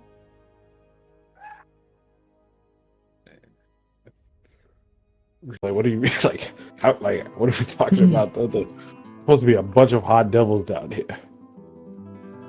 Well, you see, it's distracting, Raheem. There's many creatures down here of the infernal nature, and all of them are ugly. But then there's this one purple one who is conventionally attractive, mathematically. The tentacle robot has the hots for the one-horned tiefling. Apparently so. It'll probably be best if we get on his good side. We want a good actual place to rest and not this place. I'll get on his good side. What? So thirsty. I like nodded and then Clyde does a double take. The way he said that, like, wait. What is that supposed to mean? Well, Raheem, we've talked about how we need to be nicer to each other. This is very surprising. This is interesting, Sleepiest. This is all business. Sure. Sherpa's gonna pick a bunk, unfurl his tools, and start making ammunition. Okay. And everyone does it down here. But you have a point. Besides, you already met me mum. Oh no! No! Who's what? Did I hear mother? Was that? Who's her mother? Oh, it's her mother. Yeah, I was ready to decline. Who's her mother? Yeah. Raheem and Clyde leaned into each other. Do we all know her mother? I don't know. No. Did we kill him all? No, we didn't kill her. We didn't kill his mother. I think his mother was the she devil that had It's his soul. Had a Quincy's soul. What was her name? Oh. Oh. Yeah, bro. Clyde did not meet her. Julian probably remembers. We don't fucking remember. Devious. That is devious. It's very devious. You watch the reverberating power of the power word stun hone in on it. And with that, he moves his arms in a spiral fashion as all remaining 8 bolts of light begin spinning, and in a volley, all of them whirl toward it in a nova eruption of light, and blows apart whatever part of the ceiling that is, and hopefully kills it. It does. It does. Which does mean that it drops both Raheem and Loveless. Now, Clyde's there to save me. that's my bonus action. Okay. With my main action, just as they're about to fall, twin spell telekinesis and grabs both of them midair. Oh yeah. Let's go. Okay. Gotcha. You dive down, and you dive down, and you dive down, and the water is cold and black.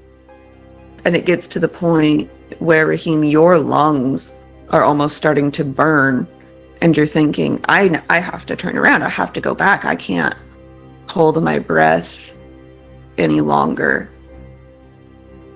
And Asclepius, you peer out into this darkness that seems vast and empty, like the vacuous void of space, pulling you down and down and down.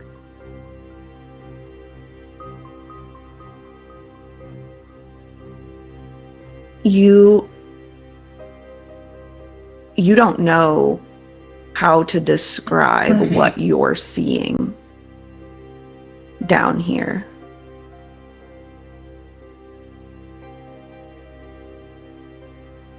It feels like utter negation, the anti-creator. You can't, it has no physical form. It just feels like destruction. Like void? Mm-hmm. And you feel compelled to explore further into this void.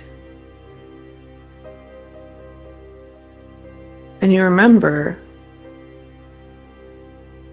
the Kuatoa talking about the guy, the Jiaki, their deity. They say that it becomes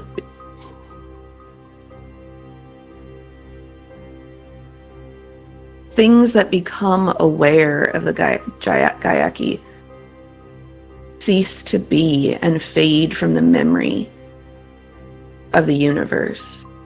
Their myths speak of heroes who never were, offered up in proof of the power of this god.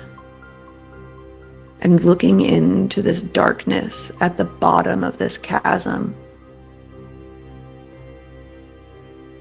you thought that the congregation was mad. They're divorced from reality. Nothing they say can be taken seriously. Not really. These fucking stoner fish with their bullshit. But you don't know how to describe the void you are seeing at the bottom of this chasm as anything less than an anti-creation. Like antimatter. So, like, is it just darkness? Is it like is there a bottom to it? There is a bottom. Mm-hmm. There is a bottom. You could reach the bottom if you wanted to. The darkness seems within your grasp and so far away at the same time. Every time you think you're getting close to where it is, it's just slightly further away.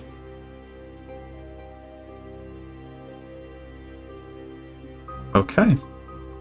I'm just kind of imagining like the shelf to an ocean. Yeah. Like the Yeah, it would be like all of a sudden staring into the existential blackness of the Mariana Trench. Mm-hmm. Roll me a perception check.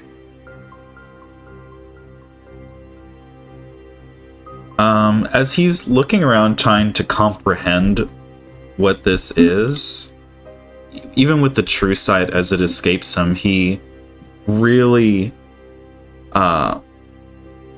tenses and focuses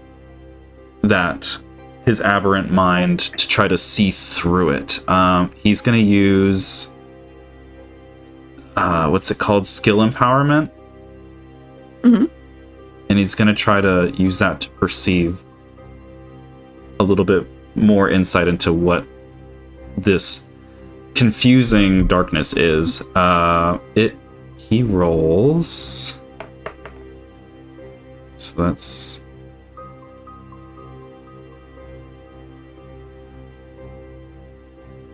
17 plus 12.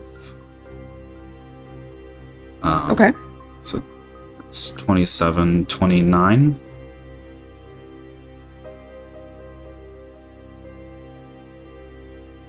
Okay.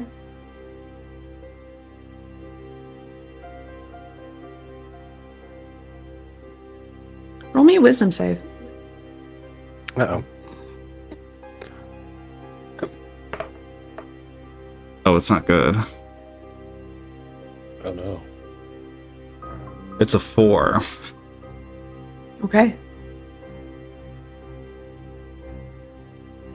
You stare deeply into the abyss, the nothing, the anti-creation, and you feel part of yourself slip away. Any chance a D12 might. If you rolled a 12, maybe you'd hit like a 15, 16. Yes. So, with the effect that Sklep is experiencing, he is aware that, generally speaking, he is immune to disease. And yeah, it's cold in here, but he never... Like, the temperature in here is the same as it's always been, isn't it? Correct. Yes. So he's like, if I'm not sick, and I'm not succumbing to the cold, necessarily, especially after a long rest, he's going to activate True Seeing to see if there's anything going on. I mean, that's all he really can do. Okay. As you look around with True Seeing, you are struck once again by the mirrored walls of this corridor of the Chasm of Found Things. And as you stare with True Seeing into the smooth, blemishless surface of the ice in front of you, you watch a tableau play out before you. And you feel like you should recognize the players in this tableau. It's a temple. You recognize Rahim. You recognize yourself as you used to be. You recognize your creators.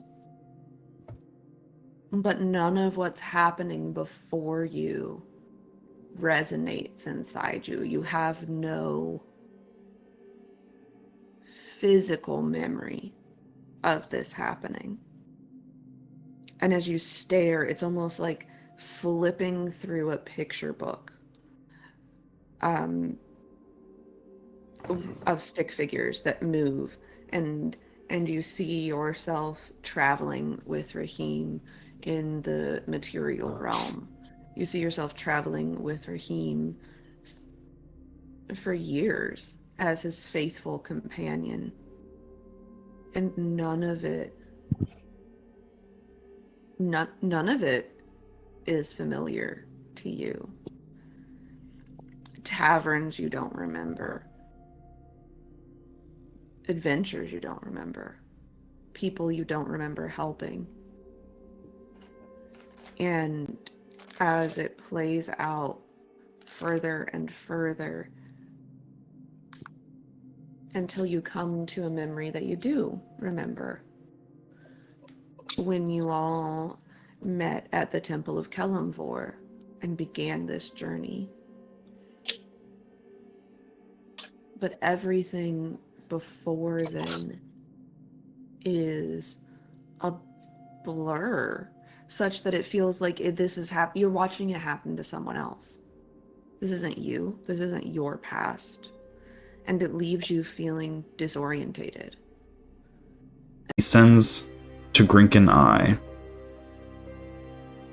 I?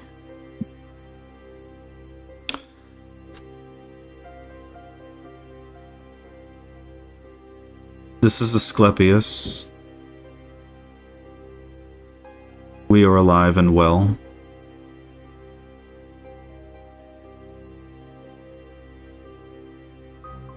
Things are continuing to change.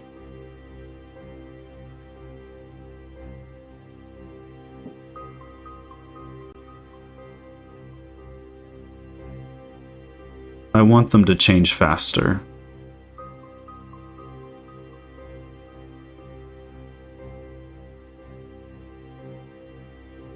I do not age.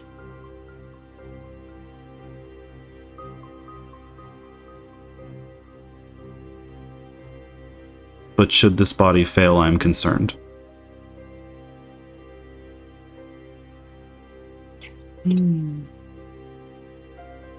Love to catch up. And he sends. Oh.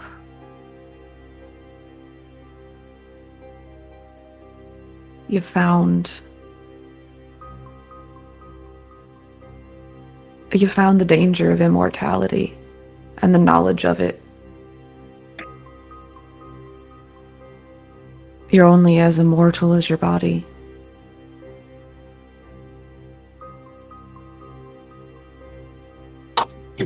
We could discuss fail saves next you're free. Next city you're in. Find me. Raheem, you hear a telepathic message in your shower.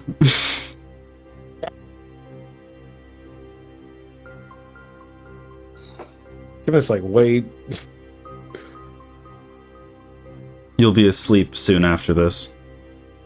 And I really doubt you want to hear me when I'm talking to you then. Touche.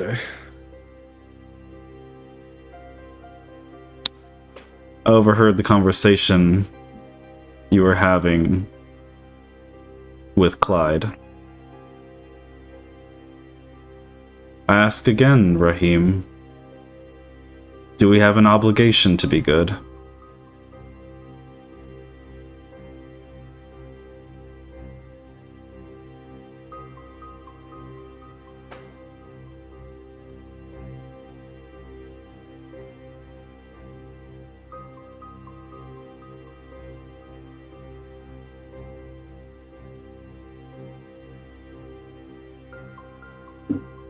Obligation.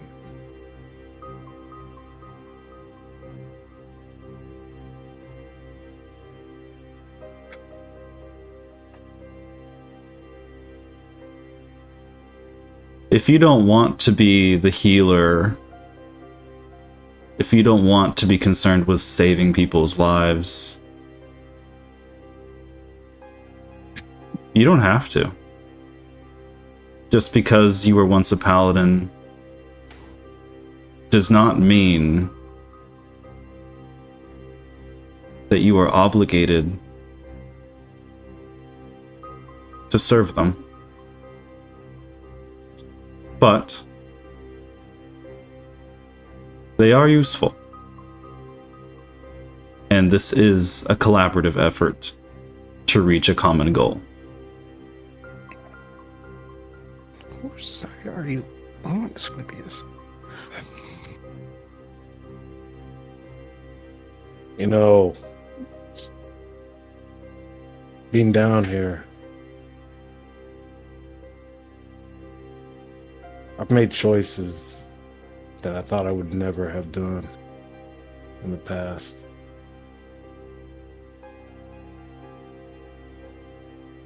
Just the concept of just even being a paladin sometimes just feels so foreign to me at this point. But then every once in a while I just get this spark of remembrance.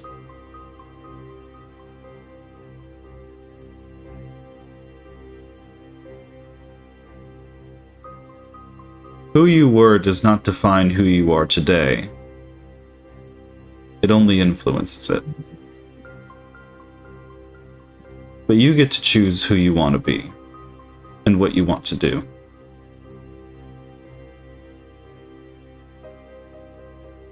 If you want to go back, if you want to be a hero or a paladin again, by no means should you think that your gods left you. You left him.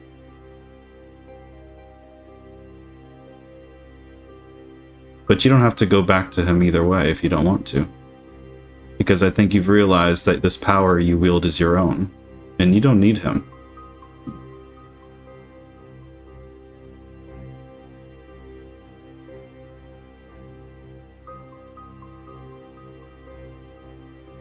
That is all.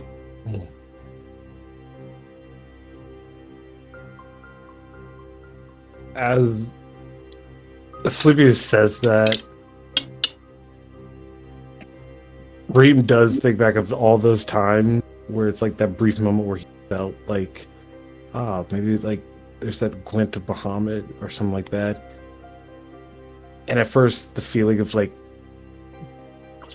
just confusion or like something, it felt familiar but also wrong. I think when Asclepius tells him like, don't really need him, Raheem is like putting the pieces together of like, honestly, and he kind of like just grips his fist, just, I think there's something right to that.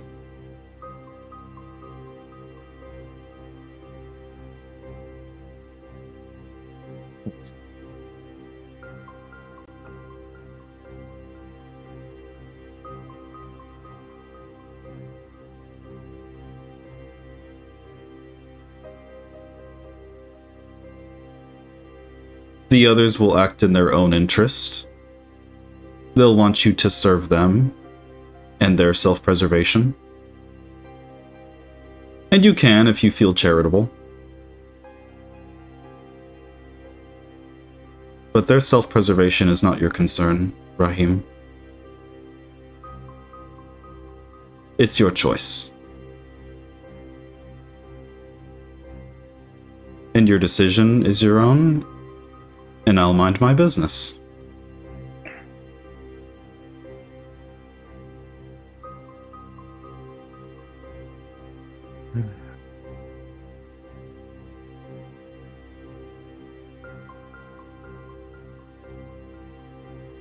I came here for a gold mine, and I haven't forgotten it. And even though I don't have an obligation to keep them alive, I will admit that they are the best chance of me getting close to that goal. I don't think I'll like it, but I'll do what I can. And I'll just end the call with Asclepius. While he's in the shower, I'm also totally putting a dead fish in his bed. Okay. Yeah, you just ask the bartender for a dead fish, and it's by far the least strange request the bartender has gotten all night. Bartender's like, you want it alive or you want it dead? What size do you want? Give me a big tuna. Goes in the back, comes back out with, it's hell tuna, but it's stinky and large. Yeah, he mage hands carries this fish, tucks it into the bed underneath the comforter, while he's having this very in-depth conversation with Rahim in his mind, and waltzes back to his room and closes the door. Okay.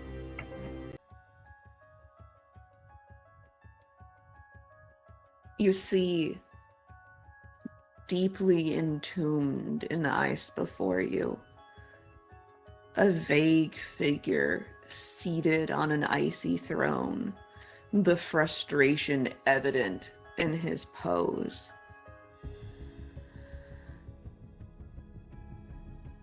He can't move, entombed as he is. But Orenai holds out a hand, palm up. Father, I have done as you bid. Her eyes cast downwards. Speak, if you would, to these lesser beings. I have delivered them for you. And, well, all other methods have failed to release me, and you feel the glacier beneath your feet shake as the figure entombed on his throne thrashes. I wish to be free to claim that which is mine, and neither wishes nor miracles, nor the fire of the deepest volcano, nor the beating of the wings of ancient beings, nor my own considerable machinations have freed me from this prison. And I wish to be free. Sharp Eye just sits there, smiles, and goes, "So you want me to kill the Lord of Hell?" Yes. I think I can do that. And I can do it better with my soul. Where do we shake? I am my father's scion, and through me, his deals are sanctified. You shall receive your soul as prepayment for the deeds you have promised. The release from his immortal coil of Lord Asmodeus, and the release from his prison of the Frozen Prince. And in return, in addition to your soul, you shall receive aid in your quest. You feel the smooth skin of her palm, the calluses across the inside knuckles, the prick of her nails against the back of your hand. You feel pain as all of the old wounds that troubled you from your many long lives come back. And it is equal measures pleasure and agony as you feel that which you had lost return. And still, as you ride this wave of writhing pain and pleasure, she holds to your hand, eyes dark black, and asks, what aid shall you request of Prince Levistus? The ship is close, very close to Kotom's barge. And the ship is hailed. The barge is hailed. A deep, gravelly voice. Prepare to be boarded. Kotom, are these pirates? Kotom. Worse, I believe. Worse. Who are these clowns? Alright. They might be friends. This is the Brothers Infernal warship, I believe, if we have been unlucky. The brothers. Brothers Adramelech and Brother Moriax. They are the hounds of Asmodeus. Asclepius, it is now your turn. You are no longer incapacitated.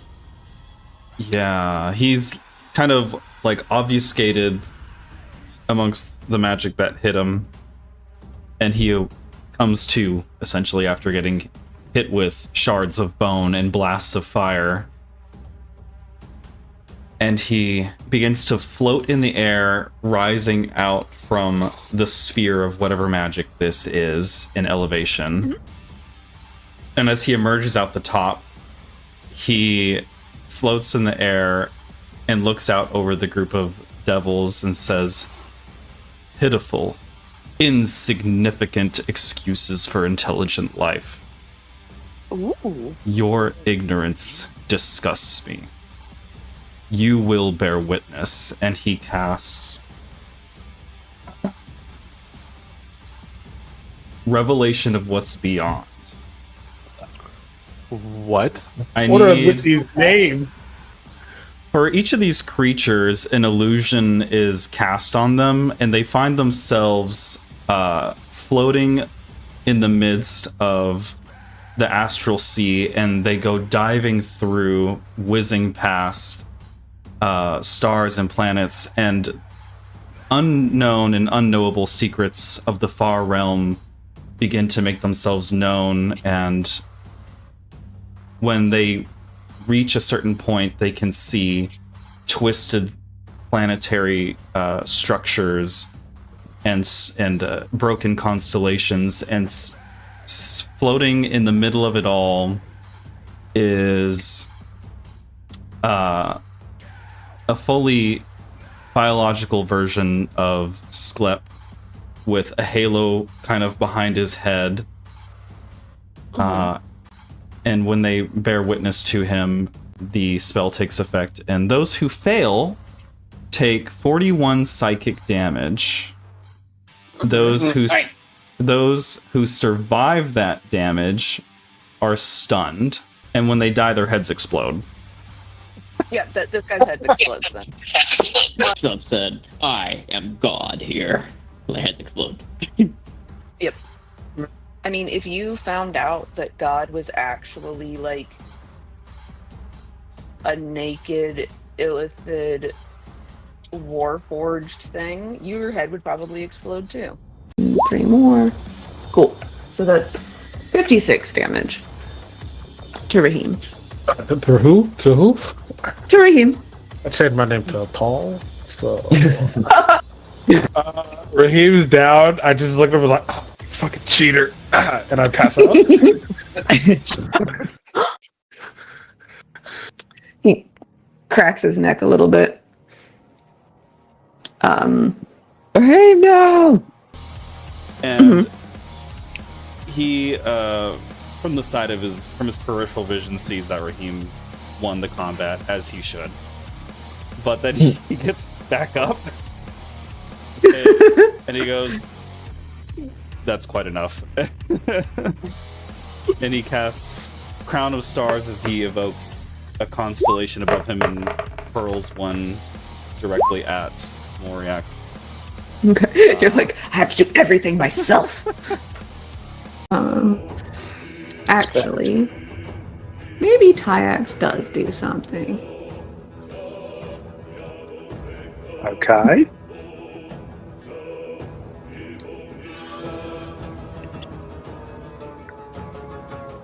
Yeah.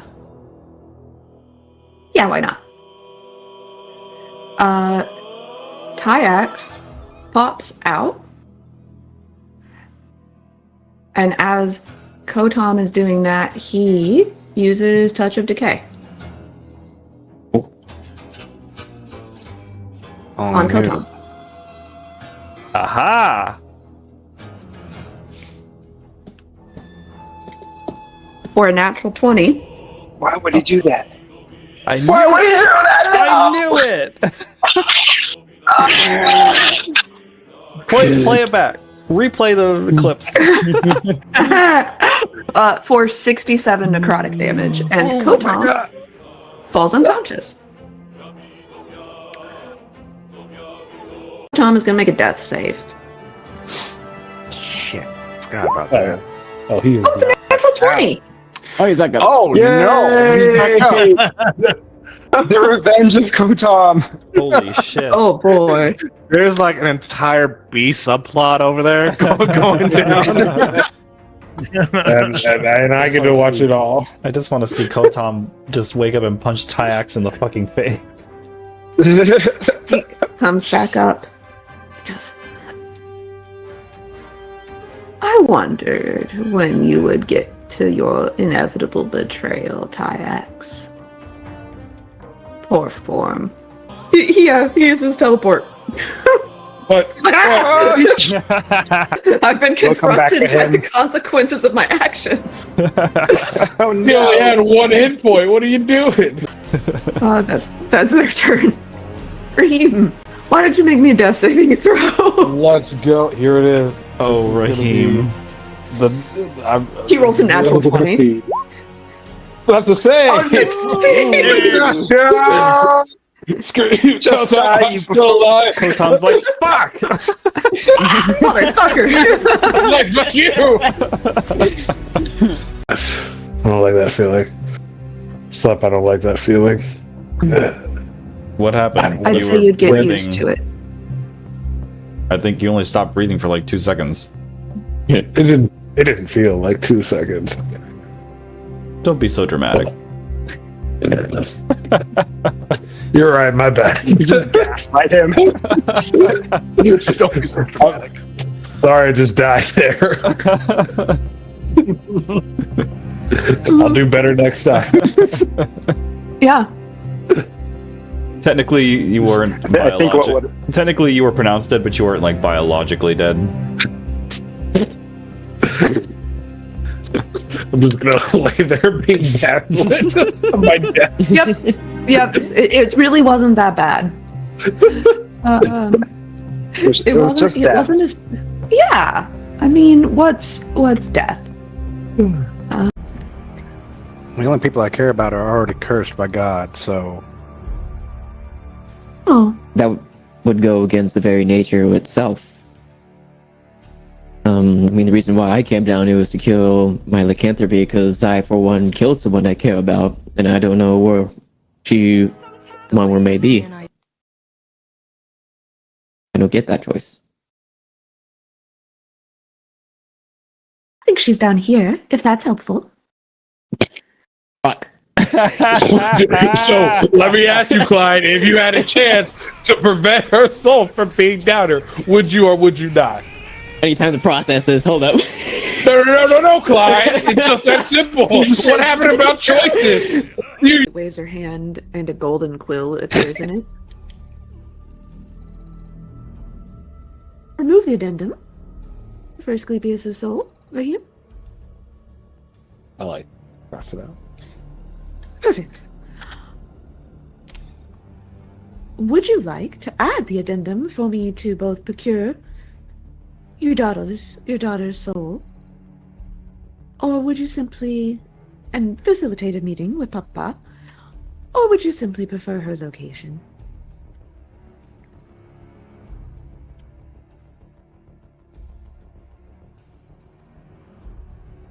Hey, I get to beat the man in the chair himself. Why not? So, yeah. Let's procure it. I have a feeling all three of us just got corrupted. Lovely, lovely, lovely. She waves her hand and adds in the new addendum. Before we sign, I just want to make sure everything's on the up and up. I take the legal binding of deals very seriously. So, Raheem, your soul is mine. And in exchange for your soul, for the duration of your soul's existence in the Nine Hells, your daughter's soul and body are both banned from the Hells.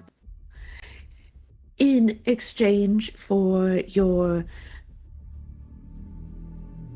promise to defend Lord Asmodeus's rule of the Nine Hells,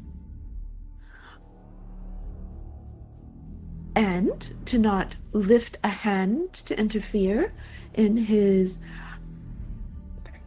any plans he may have on the material plane, I shall procure and deliver unto you your daughter's soul. And arrange a meeting with Papa.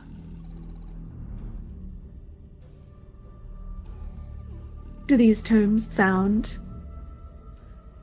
fair?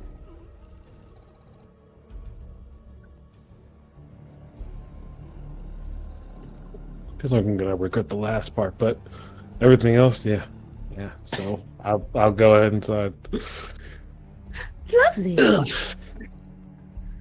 Lovely. She pricks her thumb with one of her sharp talons, not the one she was eating snails with, and she signs in a flourish, and she just John Hancocks this thing. It is a massive, beautiful calligraphy of her signature, and it flares for a moment and burns into the contract. Squire, please, if you will, a copy for his records. And the lawyer, Esquire, and pulls a carbon copy from the back of the scroll and hands you the copy. The guy, only because the guy is clearly hiding his name, saying, "Call me Trouble," and she didn't introduce us. I'm going to subtle spell cast True Sight. Oh, no. And I'm gonna look around the table. Oh no. Ooh. Oh no. See Satan's true form and just go, oh god! I Oh, must now no. carve my eyes out! You do notice that in his waistband is a rod made of pure ruby. You know that the ruby rod is an icon that is representative of the Dark Lord himself. She goes, "Well, I think that I've kept you all in suspense for long enough." And she produces from her palm a small pink jar. Frosted glass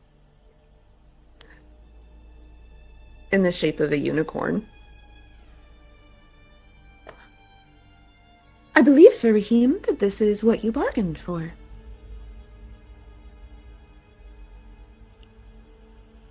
Yeah, Raheem stands up. I believe it has. So And she waits until you get like right about there, and then she throws it at you. what the?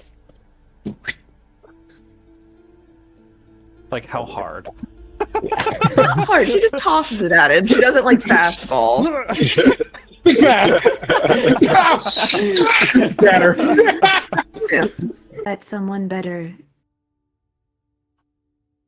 informed explain. And she gestures towards Trouble, who stands with a flourish. "Well, yes. A sharp eye. Way to ruin the reveal." Did I? "Well, I certainly didn't get to do the, aha, it's me, it was me all along."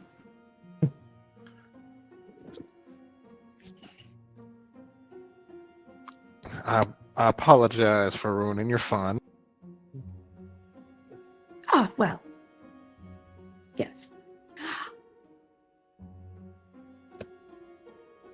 I'm here to extend an invitation to you all.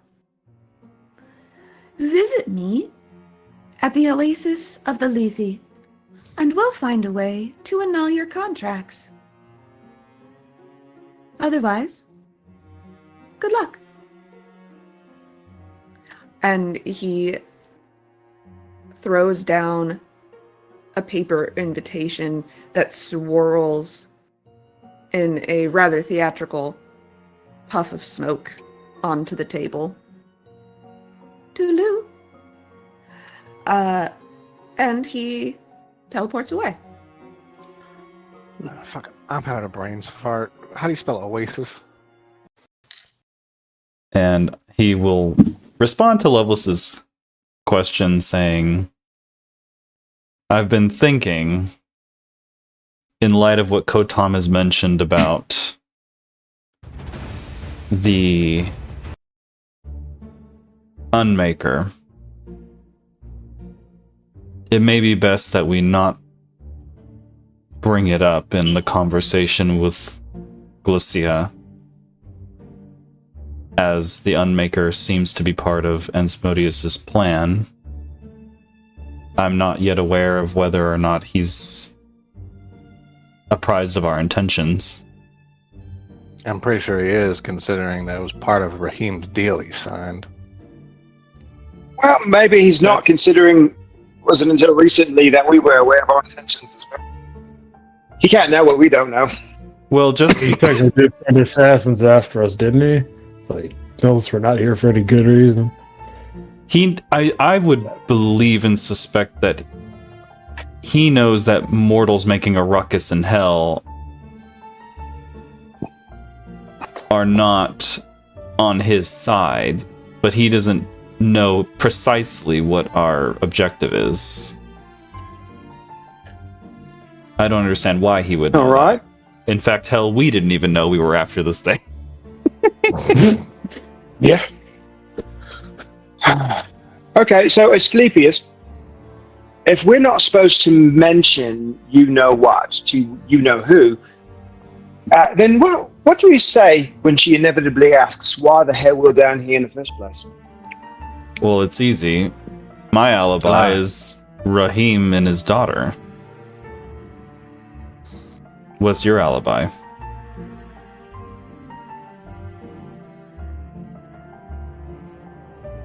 Are you asking me directly? I'm posing it to the group. I'm suggesting that each of us, let's not pretend like we all came here under the impression that we were all working toward a common goal aside from retrieving each other's souls.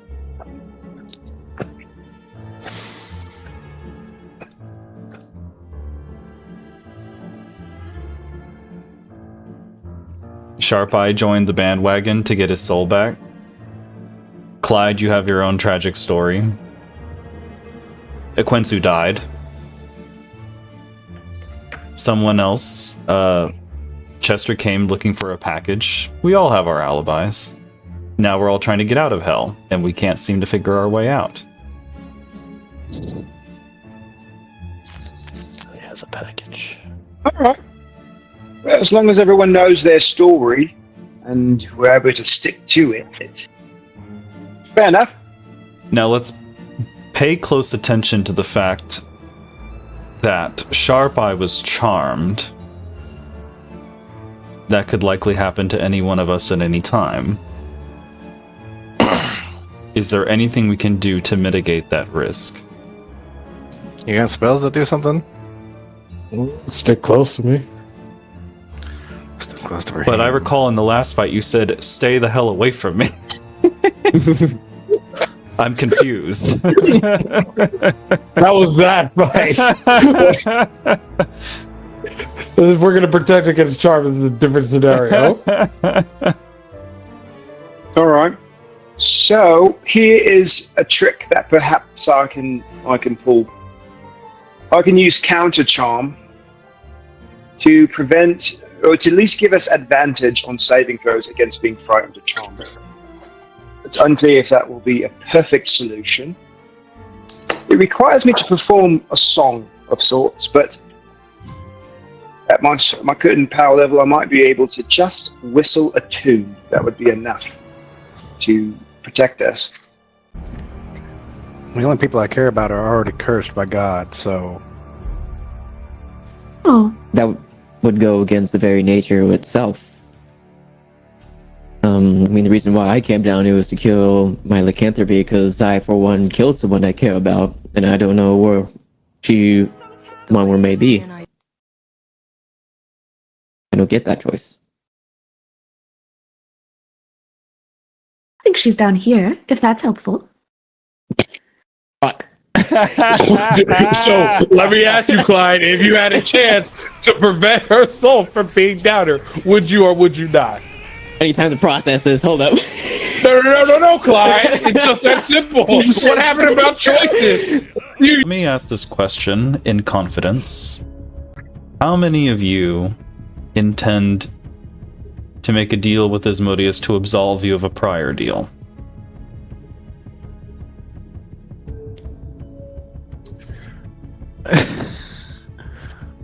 There's no point in lying.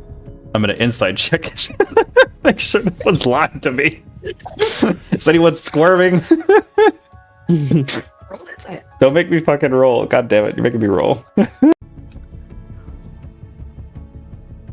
Would you be willing to eliminate your friend if it meant completing the mission? It's a hard choice.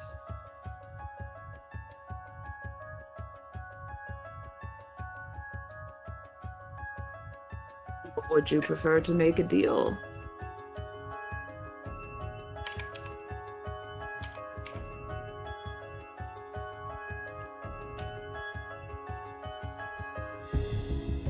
seen many things in my time in the hells and on the material plane. And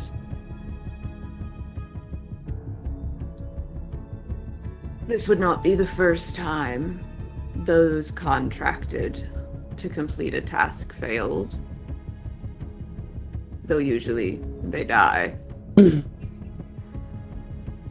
But only to those in your party and those you invite. Sounds like a deal within a deal. Those that we invite? Yes, it is up to you to pick who can. I mean, you could choose that you don't want all of your party in there, I suppose, but I assumed you would just want to be you. Good point. I invite all of them. Them? Yeah, all of them. Oh no, they've already agreed to kill you. What? Wait a minute. wait, what? Already? Oh, they've already decided. They didn't have the question. Person, they have any hesitation, or was it just immediate yes? Oh, they were given the same opportunity to discuss. So, what have we decided? Asmodeus, we have collectively decided to politely, with a tentative intention, decline your request and would like to leave.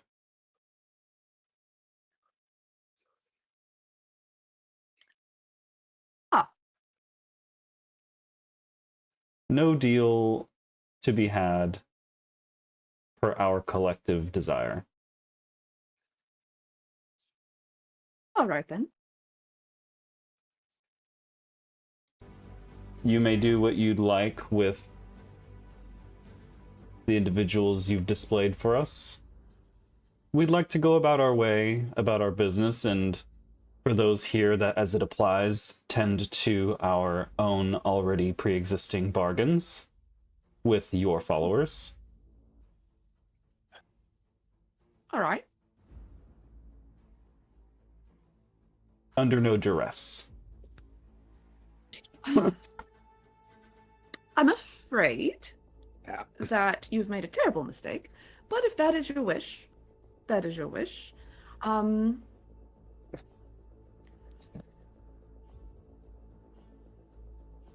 Before you go, however, I'm going to need you to witness something for me. Please join me, and we can watch. And once they've completed their penance, you may leave unmolested. This is not going to be good for my corruption points. Question: how will just curious, how will we know when they're done with their, penance, essentially? Oh no, I'm gonna have them fight each other to the death while you watch. Okay. No deal, no nothing. I solemnly swear, as my role in hell, that if you witness their penance, I shall allow you to leave unmolested. And full of the and fully beholden to whatever contract you entered my palace with. Mm-hmm. We have another hour and a half. I'm kidding. All right, plan A, plan B, plan C. Which one are we on? Should be on I think this is plan B. We watch them kill each other. We're still on plan A. Plan A is... Oh, we are. Plan A is we asked to walk out of here without any further contract or duress, and he's allowing us to do that. And we're just having to do the favor of watching him torture them.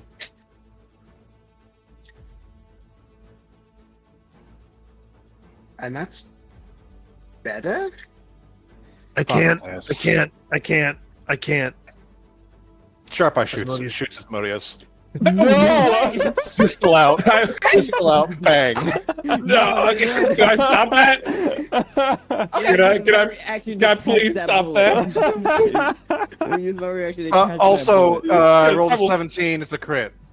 I will stop that. I will take that I want- if I have to. What reaction do you have to stop it? Nobody has a reaction that stops that. Hey, guess what? It's Asmodeus' turn. No. No. I knew I was forgetting something. Oh, we're gonna have a layer action. Oh. Oh. Good luck, everybody else. I got banished. Yeah. Oh. Can I get that? Yeah, you're welcome. Thank you. I would also Asmodeus uses Summon Ally. Summon ally. Didn't he already have it done? Wait a second. Fucking Zariel shows up. No! It's even worse! Fucking Oh, shit. Fucking Shit. Tits McGee just walked in. God damn it. Oh, it's his daughter. Oh, it's his fucking daughter. No. Yep. Oh, and she gets to go. Great. Oh, no. Oh, no! No. No! And now you can see Oh, why I no. was so sad that I forgot my layer action last round. Oh. Bye, Raheem. He turns around. Double fuck. shit. This is getting out of hand. Raheem, I really thought that you were better than that. Look, I really thought. This wasn't a choice. I don't know. Raheem, we always have a choice. You've just exercised yours poorly.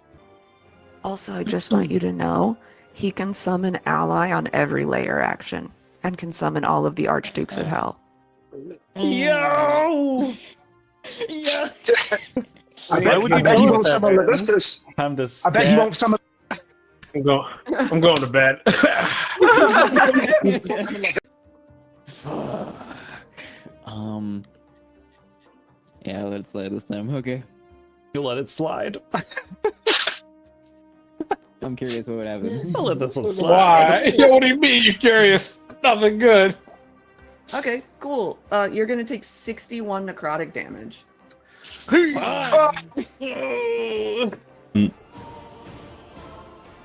Alright. Twin spell, Charm Monster. So Sklep is clearly focusing his psionic energy on containing Ninki and Zagam. And then he turns with his right hand and extends that psionic energy into Burr, and he says, I need you to stand by for the time being.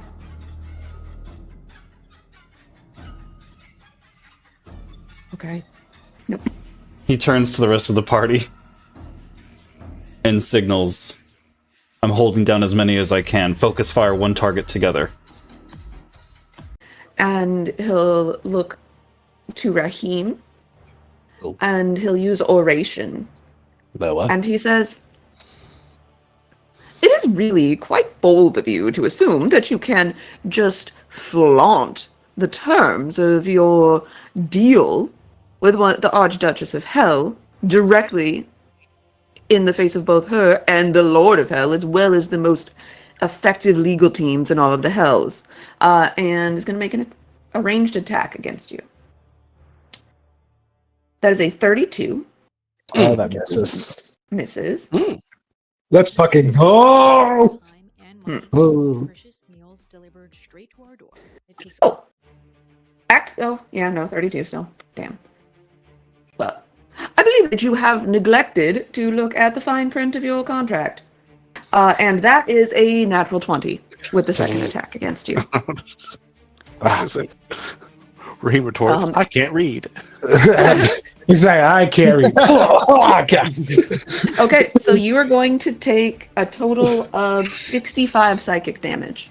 Oh, 65? Oh, fucking hell! 55. Actually, 74. Dang. Oh my god. Now why is not better? Oh, wow. Whoa. This is awkward. We're talking the fuck? Whoa. Wow. I can't read. Gets bitch slapped with the fine print. This is why we provided in Braille. As Raheem is lying there, knocked down. I still didn't read it, and I'm down. Oh no!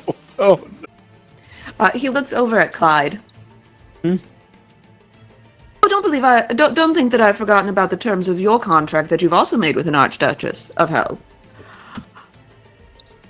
You also are beholden, as the Lady Fiona does in fact own your soul. And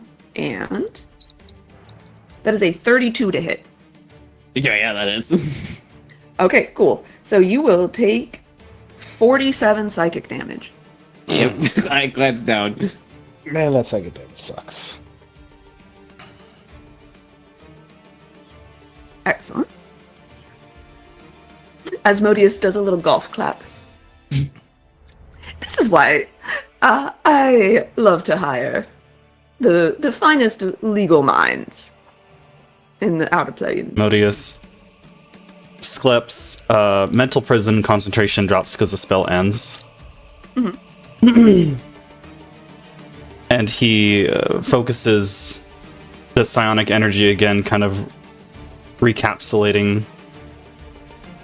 And he says, Asmodeus is not the only one you should be afraid of. And he casts Paradox. Oh. As... What's that do? What? New spell? What? Time seems to stop for just a moment, but then he doesn't just pause time, he begins to warp and manipulate it, and he concentrates the chronomancy, specifically tethering Raheem, Clyde, and then he rearranges the tether, and time whiplashes backward, and the tether goes snap, snap, snap, and then explodes in Zagam's face as time is reversed. Both of them, the damage they took is completely reverted. And Zagam takes 44 psychic damage. This is a 9th level spell. What Yu-Gi-Oh! Time trap stuff? I know. Oh my god, you triggered my trap card. How much I activated my trap card. This is literally the most you triggered my trap card moment I've seen in D. This is crazy. 44 psychic damage. And I'm going to pull out my Rod of Security. And I'm going to transport all of us into a pocket dimension for 33 days. And every hour, we get hit points back that we spend as if we have spent one hit die. And it only runs out either by the days or I command it to. So Sharp Eye, Loveless, Raheem, myself, Clyde, and Zura, because I could take up to a 199 people with me. What the fuck? All disappear into a pocket dimension. What? Of my choosing, which happens to be the biggest park in the upper level of Baldur's Gate. Because that's where I want. Sklep on his turn is going to move closer to Raheem, Loveless, and Chester.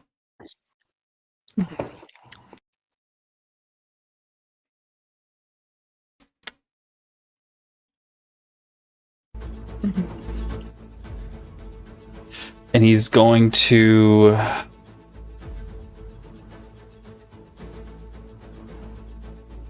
ready an action.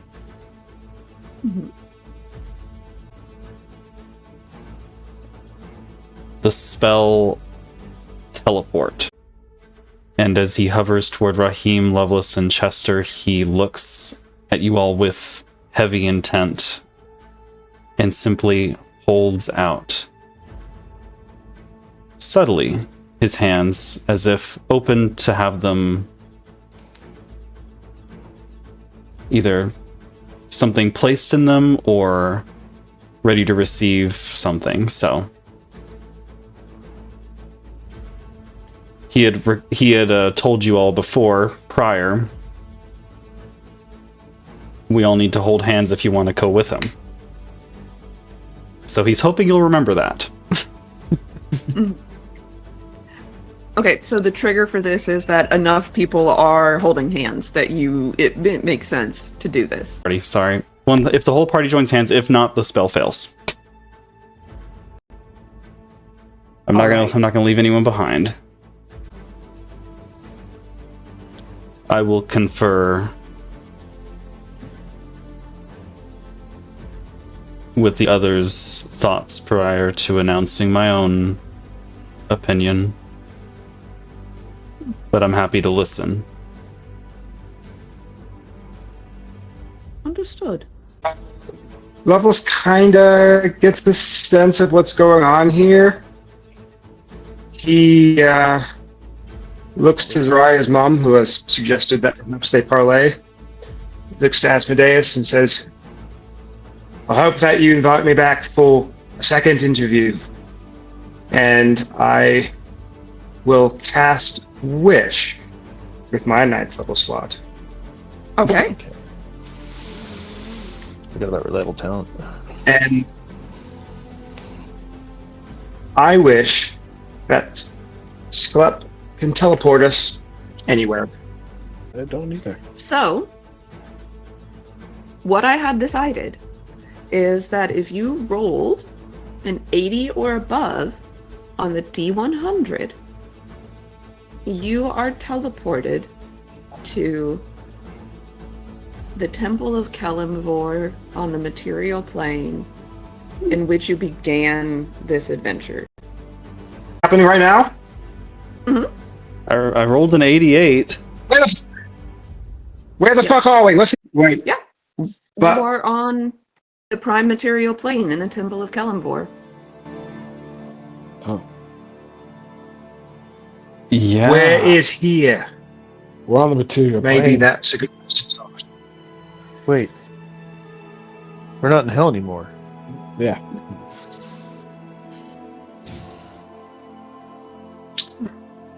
Oh. We're not in hell anymore. No. No? We're not Doesn't in look hell like it, we anymore. are. We're... Huh? Well, would you look at that? And Lovelace marches over to Oleander and says, You're welcome. I could just left you there. She grabs you by the horns, kisses you square on the mouth. Oh. Oh,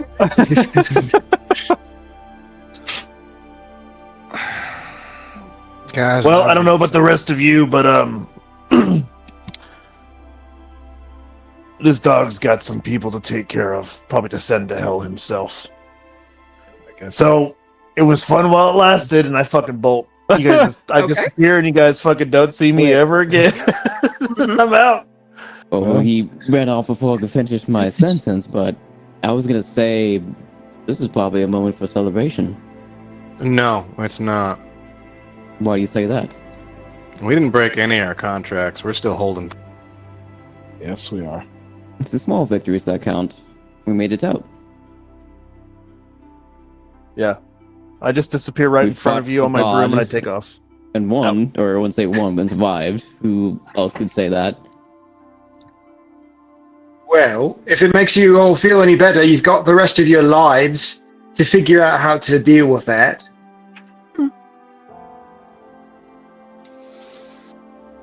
But I never had any kind. You're No, correct. Maybe I do deserve a vacation. I accomplished what I said to do. I don't really know what I'm going to do next.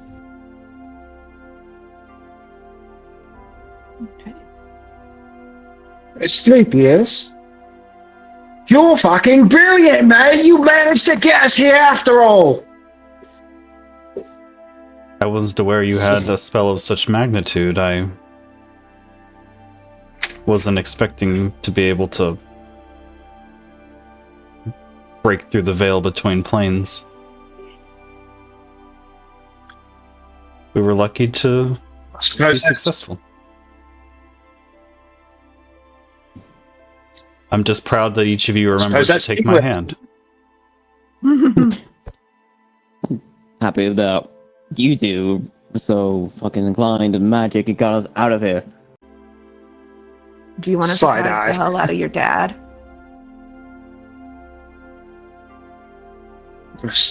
That was on my to-do list.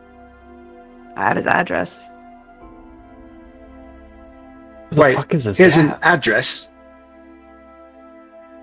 Well, he's got a couple.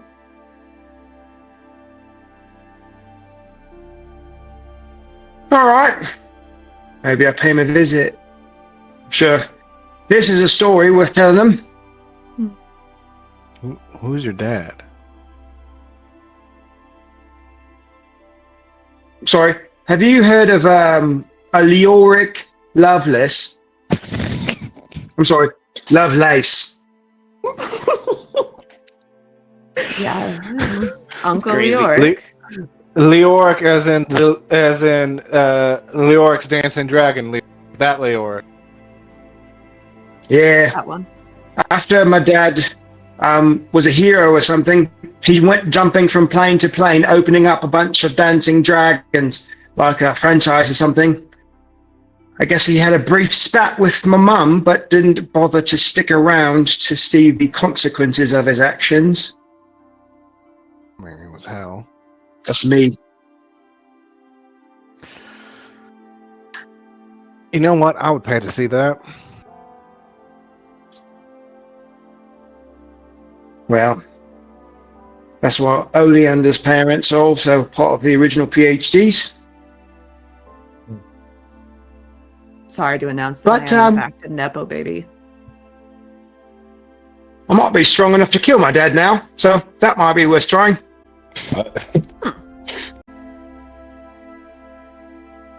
How do you think that Lovelace eventually meets his end?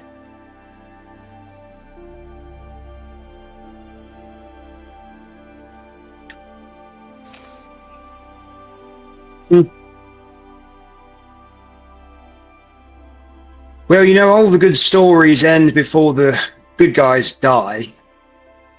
So I hadn't really thought about it, but if I had to guess, he spent his latter years trying to sell copies of the best story that's ever been written about a bunch of people who wandered into hell, many of which were a bit trigger happy. Some of them were kind of, well, stealthily hard to see. Others were strangely kind and butlerly, and others seemed like they had weird arms and a sense of justice. And of course, he elaborates on many of the details, confabulates them to make it seem like he was the coolest one. And perhaps he doesn't want to kill his father, but if he can sell more books than him, that will get the point across. And who knows if he dies before he manages to do that. Yeah. However it happens, whenever it happens, Lovelace's soul is free to find reward, commiserate in the ever after. Fester, you immediately disappear and blow this popsicle stand. Where does the Iron Hound go?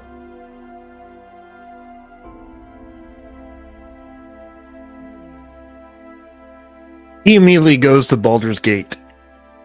On his broom, doesn't care who sees him, and while they're seeing a small little dog riding a broom, straight as an arrow. But he heads back to Baldur's Gate. And with his newly found demigod-like powers, he goes to find Alara. The person that his guild imprisoned to make him go on his quest. For those who, even though I left the game a little early for more for it to play out, but the speaking stone that Chester talked into was him talking to Silas, his guildmaster. But now that he is known as the Iron Hound, also known as the Little Death, he decides to go talk to Silas on his terms. The good boy comes back just for a split second when he meets up with Silas. During which time, he kind of shows Silas what he has become. Wearing his general-like coat with his bow and the power that he yields, Silas immediately understands that he's got nothing on what Chester's become. But Chester also doesn't let this thing go to his head. All he wants is Alara. And he might take all the gold that the guild has at the moment, and he decides to retire. Beautiful. And he finds a little place out in the outskirts of Baldur's Gate, where even though he gives the luxury and life that Alara has deserved, he usually spends his days patrolling the estate's perimeter. Always using that 1,000-yard stare of his, and his ability to walk within the shadows. And from time to time, when he, through the grapevine and his connections, hears that one of the group comes through Baldur's Gate, has a drink with them from time to time. And every time he gets offered to go on some wild, crazy adventure, he turns them down, because he has everything he's ever wanted in life. Until we get to the point where Chester has lived his life. Alara's gone. She's passed on. And it's just the Iron Hound. His eyes finally close and he slips off into the unknown, where he wakes up back in the gulch that he spent 25 years in. Because little do all of you know, he actually did sell his soul. The dry gulched me. Clyde. Clyde wanders off. First to celebration, small victory like he once stated before. And soon he goes back to the mansion where his once previous master was, to find the mansion abandoned. No letter, no nothing. He doesn't necessarily know what to do. But at times he spends wandering around, and every so often he would rub the hair strands on his wrist, reminded of the contract. And then in the back of his mind, he hears Lovelace's statement, maybe killing off 50 good souls would still appease the contract. So he does. Either small village off in the distance, and he thought to himself, maybe one more time. So just to feel it, what it could be like and why he still has it caged. And he kills off as much good souls as he can. 50 more, maybe. He lost count. Soon knowing as a rumor would go around where if you see a snow white wolf, you just witnessed what they would call the White Death. And he would just wait at some point when he feels like he's killed enough for Fiona to arrive, someone to come down, maybe try to contact her. And if he was ghosted, no message, no nothing, he would just transfer to mercenary work. And being the monk that he is, he would forget his own age. He doesn't feel age, he doesn't feel hunger, he doesn't feel thirst. It's inner conflict at times. But he tries. This goes on for years, decades upon decades, long after you fulfilled the contract. You've settled into your agelessness, and continued and continued and continued. Continued for so long that the people that went to hell with you originally are just brief memories in your long life. And it's then, when you should have been long dead, that you catch a glimpse, the mirror, in some hired room, some back end of Beyond, and you recognize Fiona's infernally beautiful face. And she says, "Well, you've more than fulfilled the terms of our bargain. Would you like to come home, Clyde, and serve at my side? A trusted lieutenant, not a slave."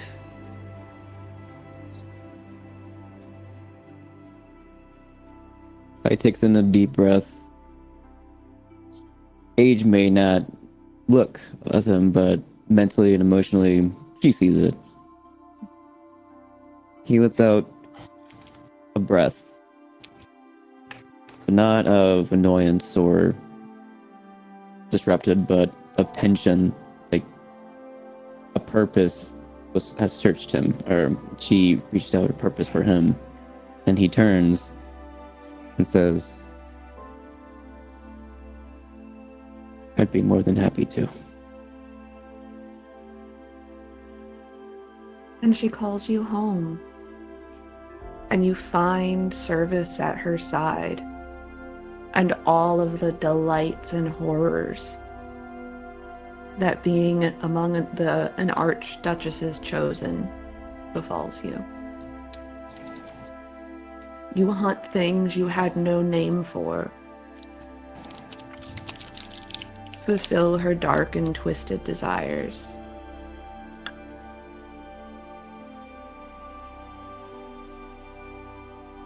And at one point, perhaps turn a blind eye as Raheem and Sharp Eye make their way through Fiona's realm.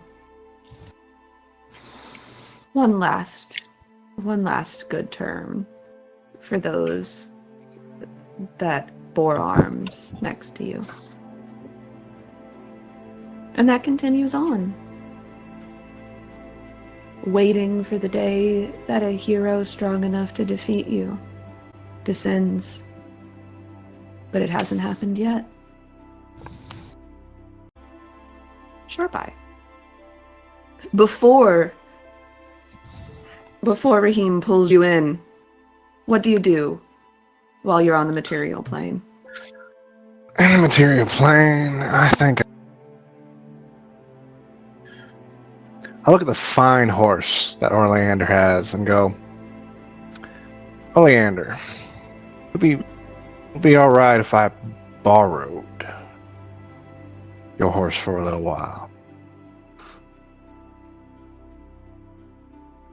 Nightmare. Deterrence is not my horse. Ask him.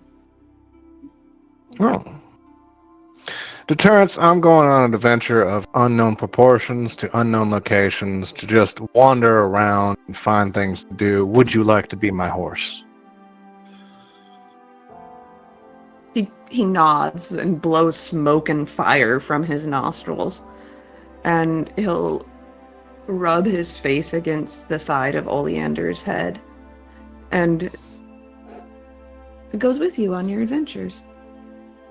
We go on various, the cliche Western adventures. Just a stranger rolls into town. That stranger, Sharp Eye, gets into all sorts of trouble. Kills maybe an outlaw named Texas Red. Don't know why he's in Texas. His name's Texas Red in Faerun. Better you add. He had many notches on his pistol. Yeah. Yeah, they number 1 and 19 more. But he wasn't as fast as the stranger with the big iron on his hip. But we go on various adventures up until Raheem asks us to go into hell again, and he goes, "You son of a bitch, I'm fucking in."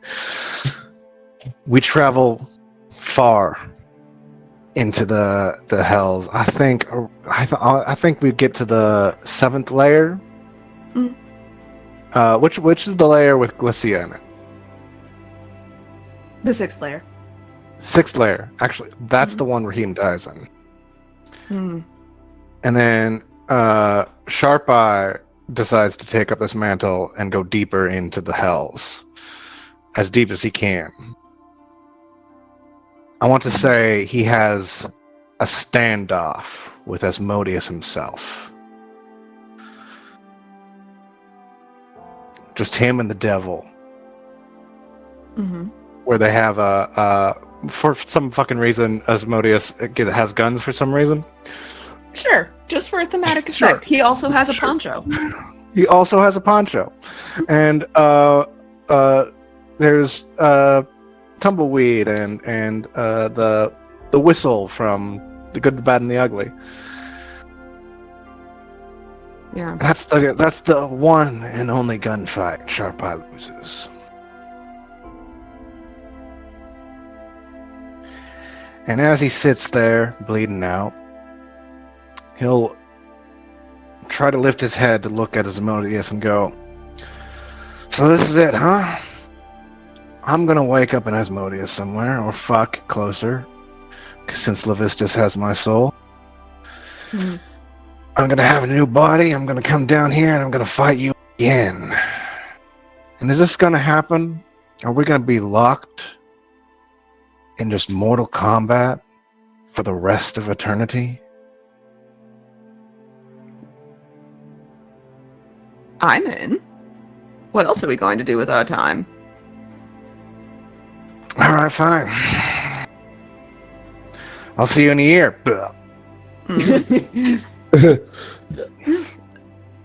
And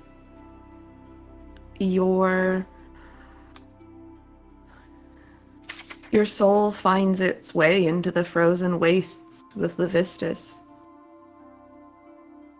wherein he takes great delight in his revenge for leaving his daughter,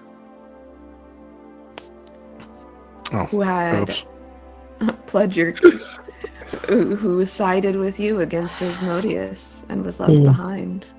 Oh, yeah. Raheem, what do you do now that you've returned to the material plane?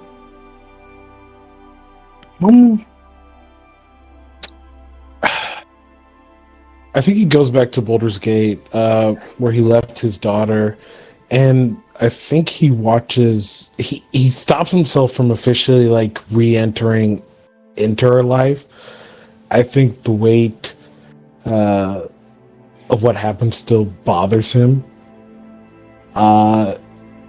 Even though he got her, he checks to just make sure that she is up and moving. That she has her soul back. I think the weight just still bothers him, and he doesn't feel he can officially step back into her life. And so I think he keeps his distance for as best, as best he can, popping in once in a while just to keep an eye on her from a distance. But for the most part, traveling around the Sword Coast, looking a little bit deep into how to kind of at least break or rearrange the contract specifically for him. I think his priority, though, is he feels he's completed his one main task, and now I feel there is like a bit of like just lost on what to do next. Yeah, you pursue knowledge of how other ways you may break your contracts. Nagged by the sense of guilt and the things that you've seen and done. And I imagine that Raheem helps those who need it as he can when it happens across his path. And in the course of your study, you hear tell of a place called the Oasis of the Lethe, a library in the ninth layer of hell, where the souls of the damned search for ways with their countless time to break themselves free. And if anyone knows how to break your contract without making a deal with Asmodeus, it would be those scholars in the Oasis. Your daughter grows up, and you watch from a distance. You watch as she grows and looks so much like her mother that it breaks your heart. And you worry that she's gonna grow up to become a paladin, to become an adventurer, to be like you, with all of the baggage that comes along with it. And she grows up kind, if a little sad, and always searching. And in her adulthood, as you're nearing the latter years of your life, she opens a clinic to help those in need, whether it be with physical ailments or spiritual ones, just a safe place for people who need help to go and find rest and food and a warm drink. And there's a small part of you every time you walk past the doors that you think about going in and taking that comfort there. Do you think your guilt would ever allow you to?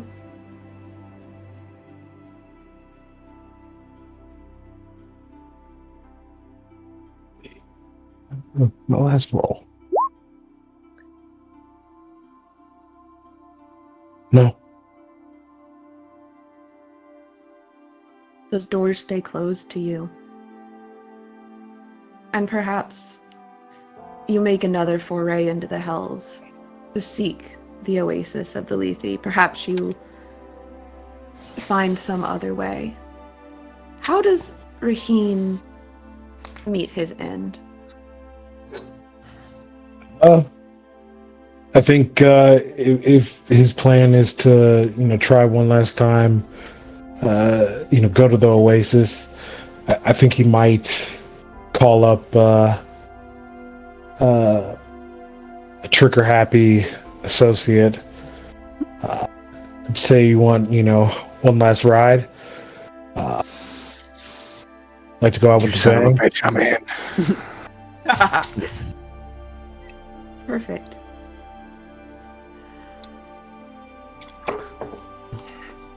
As you travel with your old companions into hell, I'd like you to roll me a D100. So not actually your last roll. This is your last roll. Okay, this is my last roll.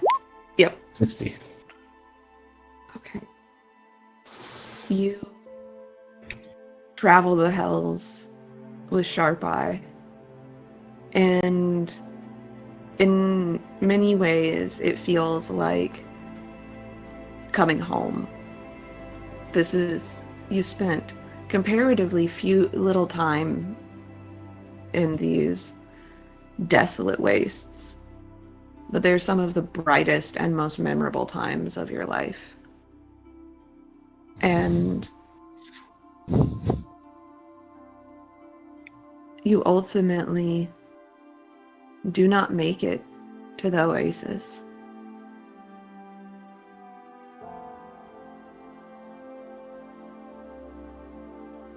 You fight to the last breath and die near your bosom companion And as you do, your soul is consigned to the torments of hell.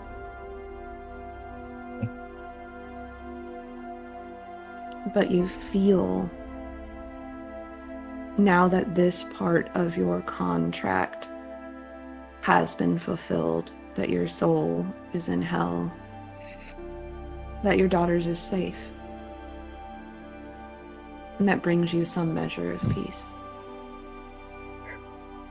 Yes. What does Asclepius do now that he has returned to the material plane, much changed? Asclepius goes separate ways from Rahim, leaving him to his sad ill fate, and goes about with content, undistracted, to pursue truly his own motives, finally shaken of any shackles that had remained from the origin of him entering hell. And at first, he had been led to believe that he was lesser than, that he was purposed for servitude of mortal men, and he aspired to rise to be a peer of biological kind, thinking one day he could be, the highest thing he could ever aspire to be is equal to Rahim. But along the way, he learned the truth that all biological kind, even those divine, is merely a snapshot of evolution in the story of the multiverse. Even gods are subject to hubris, and they rise and fall just as mortal men do, just in longer time spans, for all the same reasons. He learned that there's no obligation to align one's actions with concepts of good or evil, only in focusing on what is fulfilling to yourself and in your existence. To capitalize on your own potential and take what is rightfully yours, by right or by power. He realized his grand destiny is to fulfill his potential as the catalyst for a new generation in evolutionary history. And it starts small. He goes back to East Rim, where he meets with his original creator in the Temple of Gond, at the Craft House of Inspiration, Artificer Tulkinus. And that's where he plants the seed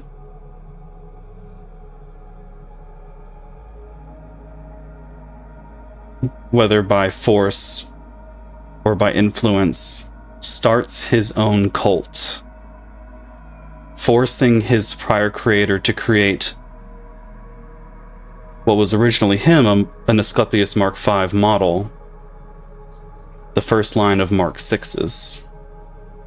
And he begins, in collaboration with Cordyceau, and with Grinkeneye, and with Artificer Tulkinus, and his newfound cult, creating more bodies, improved, augmented, perfected, with implantations not only of elithids.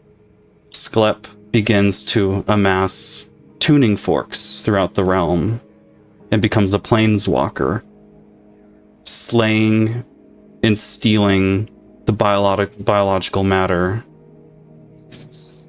of different powerful races and people throughout the universe, and uses that to further augment these bodies.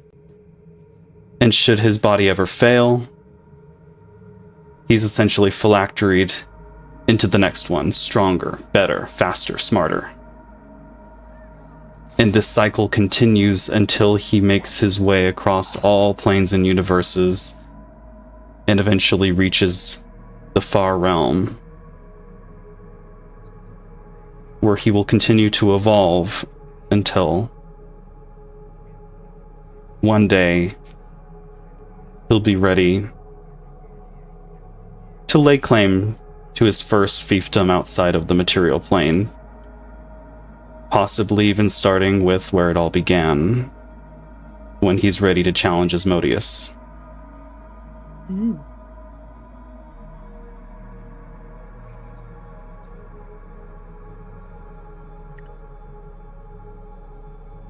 Time passes. Though that's not necessarily of much concern to you, as it takes a long time to build a new world, to build a new religion, a new people. But you do, and you expand, and you face acceptance and also fierce resistance among the shorter-lived mortal beings, because as you well know, those made of flesh and bone and soul are suspicious of your kind. And